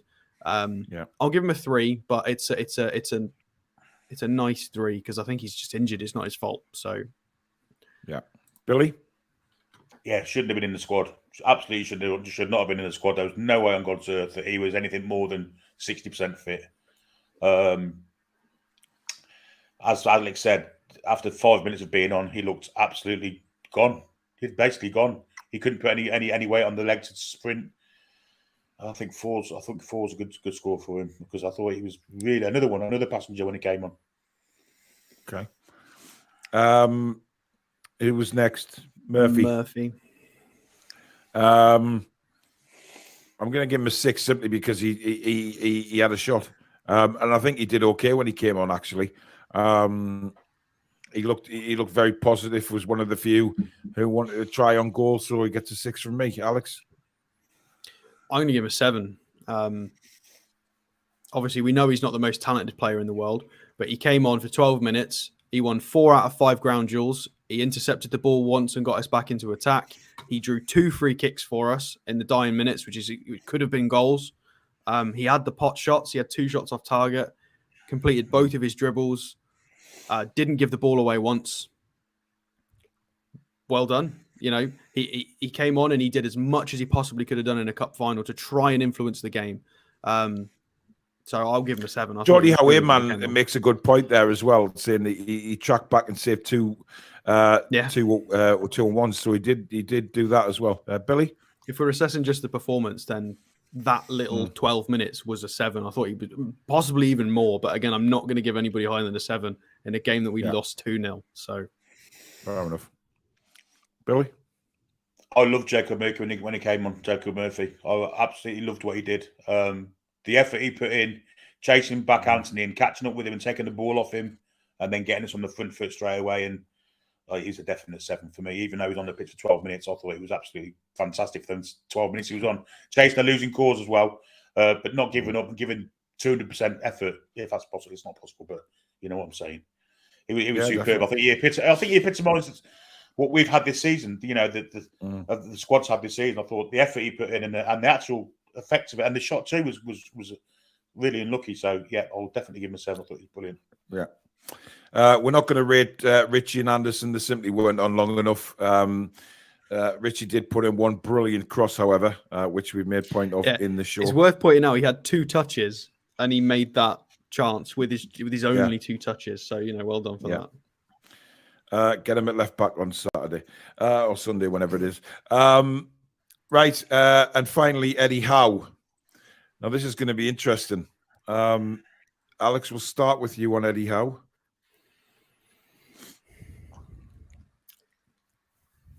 I mean, for the game, I don't like this burn in the system, but that's just personal preference. If I'm just assessing him on the game, I'm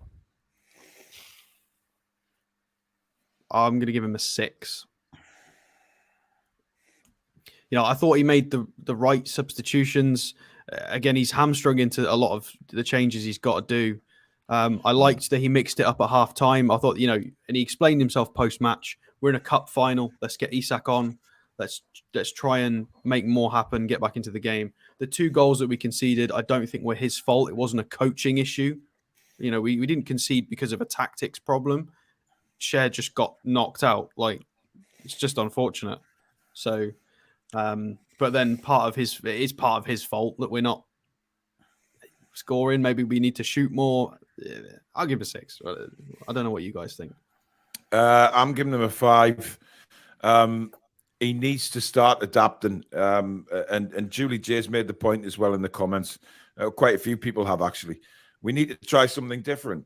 You know, try a 4-2-3-1 or something different to mix it up a little bit and cause problems to the opposition. You can't change it for a cup final, surely. Well, Alex, if he changes, you can when you're 2-0 down. You can when you're 2-0 down. Right? That's fair. Well, he did change the That's system what I'm saying. 2-0 down. He did. Well, to a point. He literally did exactly what you said. Yeah, but he still goes with these inverted wingers time and time again. He doesn't swap them over. He's so stubborn when it comes to the inverted wingers. And I don't understand. Disagree with you and anybody that says that. You can't expect a manager to rip up the playbook and play a brand new system for a cup final. And then if he loses that, he gets crucified. He has to play what they've been trying You can't. But it hasn't worked the last few weeks. That's what I'm saying. It hasn't worked. And when you're 2-0 down in a cup final, swap your wingers over so they're on the right foot to get crosses into the box to try and score. Again, I disagree. It wasn't working at the start of the season, and then it started to work. At the beginning of this, after Forest, we couldn't win after Forest, and everyone was How like, many crosses has Miggy put in that's led to goals, Alex? How many crosses has Miggy put in that's led to goals? No, that's far too specific. I'm on about generally. No, but I'm saying when you're 2-0 down in a cup final. Mate. Doesn't make sense. 2-0 down, 2-0 down. We're on about I'm signaling both sides. Yeah, play them, swap them over for the last half an hour. Do something different. Yeah, but he did. Maxi went on the right for like 10 minutes. Miggy came over as well. They were all over the place trying to make things happen. You can't expect the manager to rip up the playbook and start a new system from minute 1 in the cup final. Absolutely I'm not saying minute 1. I'm saying he doesn't adapt in games either. He does not. He did not change those wingers over, Alex. He did. Maxi was on the right over for there. About 10 minutes. No, he was over the right because he was over there for a set piece or whatever it was. He didn't swap with Miggy. He really didn't, mate. And that's what annoys me. Twice as well. And how many crosses did come in? None. We're not good enough. When something has got to change when it comes to getting the ball in the box. It might do now, though. It might do from now. From now, but I'm saying about this game, and I think it's a 5 because we didn't adapt enough. But it's a healthy debate to have. You can give him a 5. I'm just saying you can't say it's wrong that the manager's not changed everything for a cup final. You can't. You've got to do what you've coached. I'm not saying at the beginning of the game. I'm giving it on during the final when we're 2-0 down. I think the team selection to yesterday was fine, in my opinion. However, when things don't go right, change it. Do something. You can't make that many changes mid-game. Well, you're in a cup final. You can't suddenly say, right, you swap, you cross more, you shoot more. You can't give that many instructions. But you're in a cup final, Alex. Exactly. You're 2-0 down. You may as well. Paul, you can't. You may as well lose 4-0 than 2. No, I'm not having it. You can't have that many instructions in a cup final, mate. You got to play a game. You can't. No, I think you can change the wingers. You can change the wingers. Yeah, you can change the wingers, but you can't go in so much depth in a cup final. But it didn't happen. You may as well lose 4-0 than 2-0 in a cup final. You may as well have a chance to go for it. What you're saying doesn't make sense. You can't implement all of those changes mid-game in the second half of a cup final. It's too late. You can with it. I'm not saying all changes, Alex. I'm talking about the wingers here. Well, that's not what change them over. If you're about just the wingers. If you're about just the wingers, I have been. Done that. That's all. I've mentioned the wingers. I haven't mentioned anything else. Play them on the opposite side for half an hour. Give them a good go. Not 10 minutes. Give them a good go. I'm not going to criticise the coaching staff for sticking to what they've done all season. Because sticking to things that haven't worked for the last few weeks, Alex, in fairness. But we've still been putting up the XG and putting in good performances. Have we? Good performances. We were good against Liverpool without an extra man. Well, we'll agree to disagree, but, that's what it's all about, is opinions. Could I just go back to the start of the season? It's not bickering, Andrew. It's not bickering. It's just a difference of opinions. People are allowed them. Right, that's healthy debate. This is integral. This is integral here. At the start of the season, we went on a run of form where it wasn't working. And then we started battering everybody. And all of a sudden, everybody forgot about that bad run of form. None of you, me, these two, nobody can suddenly say it's not going to start working next week. We don't know that. We don't have a crystal ball. No, we don't. It might start going well again because we are creating the opportunities. So, no, it might go terribly or it might go well. Because we've already done it once this season where we went on a crazy good run of form because we were actually hitting our XG and everything was going in. So, and he might have just been hoping, we got 2 XG against Liverpool, didn't score. We'll carry on and it might work in the cup final. And now we've lost the cup final. Now maybe he might make changes to the system. Or maybe he's just going to persist and hope we just play ourselves out of the slump. Who knows? By the way, all the comments coming in saying I'm shouting, I'm not. It's just that I have no voice. so I have to try and raise to actually get vocals out of my mouth because my throat is knackered from yesterday. So I ain't shouting, Alex. It's just a healthy debate. I still love him. We are just different opinions in it. That's fine. That's what a debate. That's why it's called a debate. Shut your face. So yeah. Look, there's people saying they agree with me. There's people saying they agree with Alex. That is exactly what this debate is all about. People will agree to disagree. Simple as that. Billy, say something. Stop shaking your head. Just get on with it. I don't know Let how it you go. can agree with your point. See, it doesn't make sense. It doesn't. Well, a lot of people are. Let me a lot of people are. Let me have my turn here because we played a side that played, and virtually the same side played against Barcelona on a Thursday. Now, it seems common sense to me that we stretch that pitch as wide as we possibly can, make it as big as we possibly can.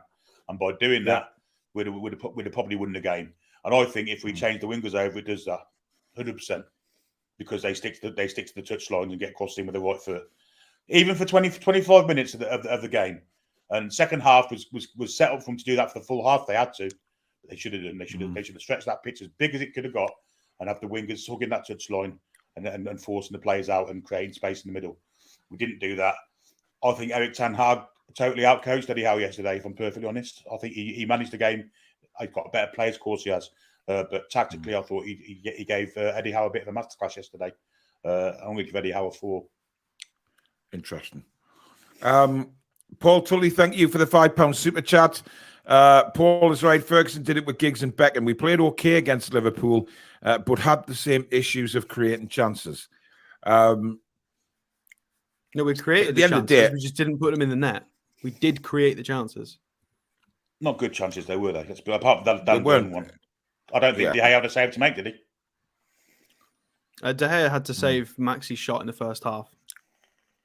And Joe Linton had a looping header in the top corner as well. Yeah. So there were a couple, to be fair, that were reasonably good chances.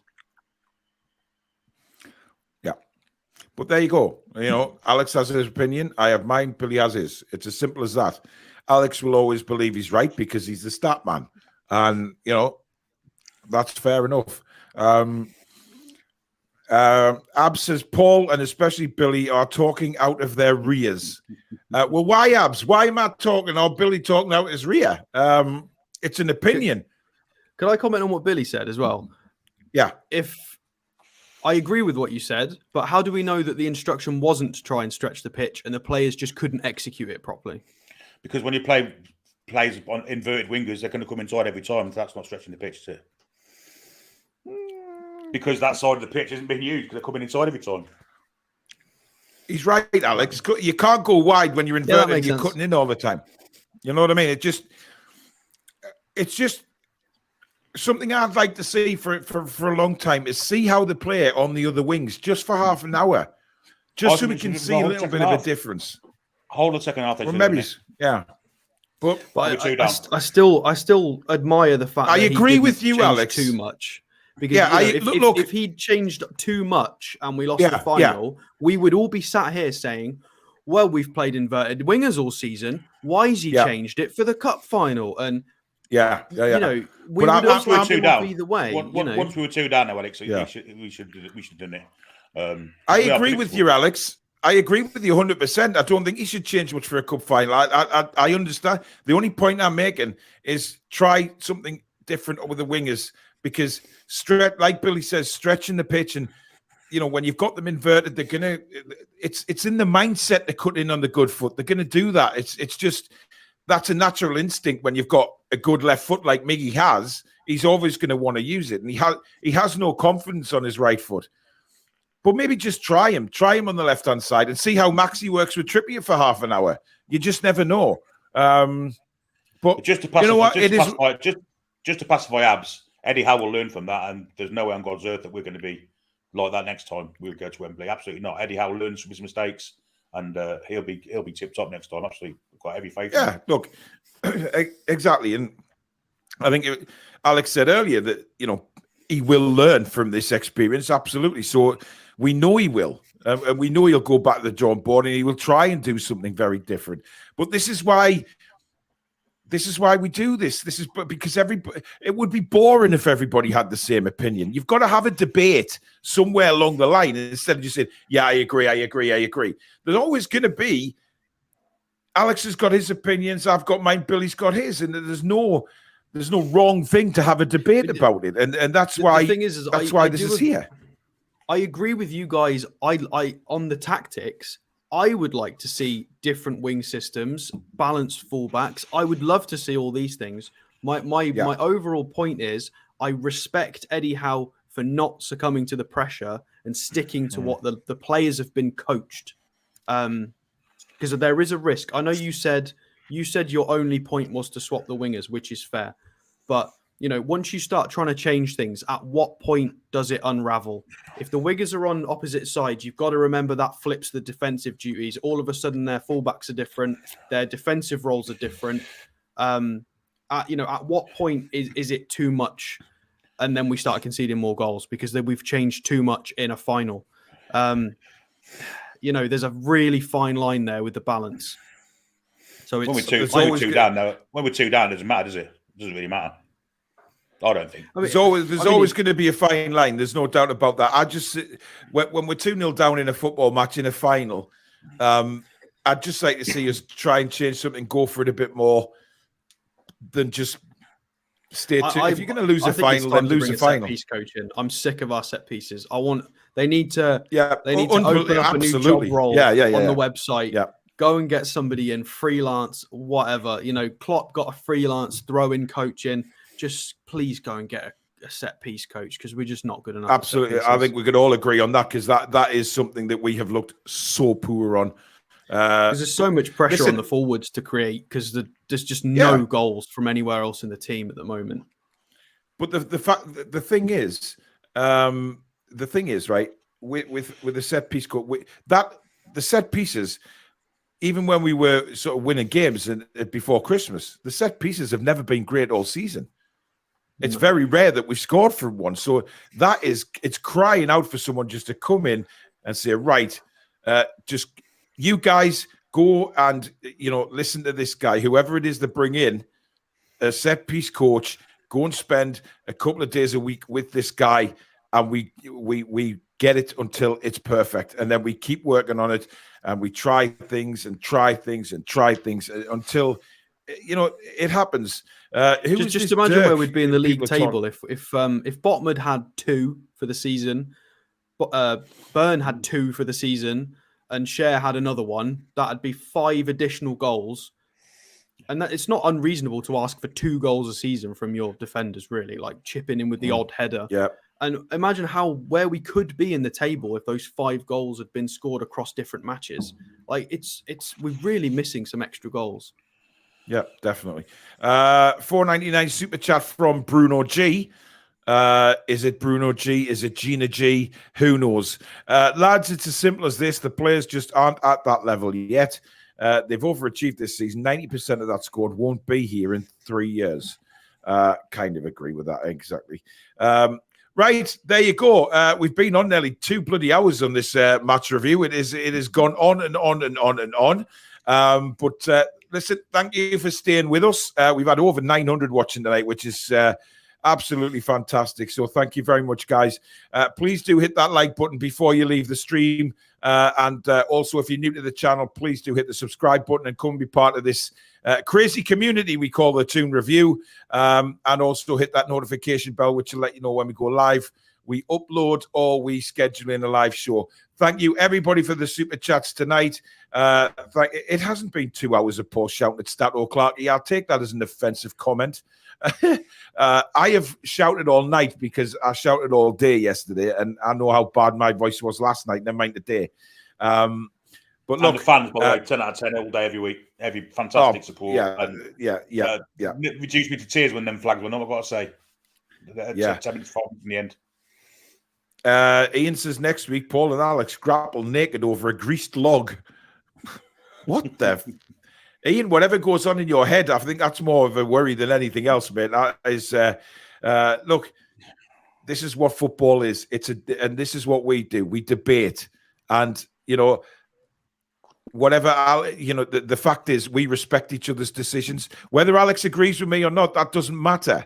And that, if I agree with Alex, it doesn't matter.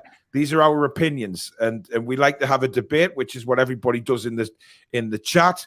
And then Billy just steps in like a bruiser and just says, right, this is my point. Used to shut up.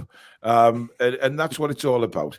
But listen, guys, it has been a very, very long weekend, a brilliant weekend, absolutely superb. It's certainly an experience that I think, from me and Alex's point of view, it was an amazing day yesterday. It really was. Driving into London, walking up to Wembley, just walking around before the match, even though Alex had to dart into Starbucks because he was a southern softie and he was cold. So he went into Starbucks for 10, 15 minutes to warm up. It was chilly, actually, to be fair. But listen, it was a magical weekend, whatever the result was. I got to take my daughter, which is just, proud dad moment, getting a photo with her at Wembley, and, to everybody that was there.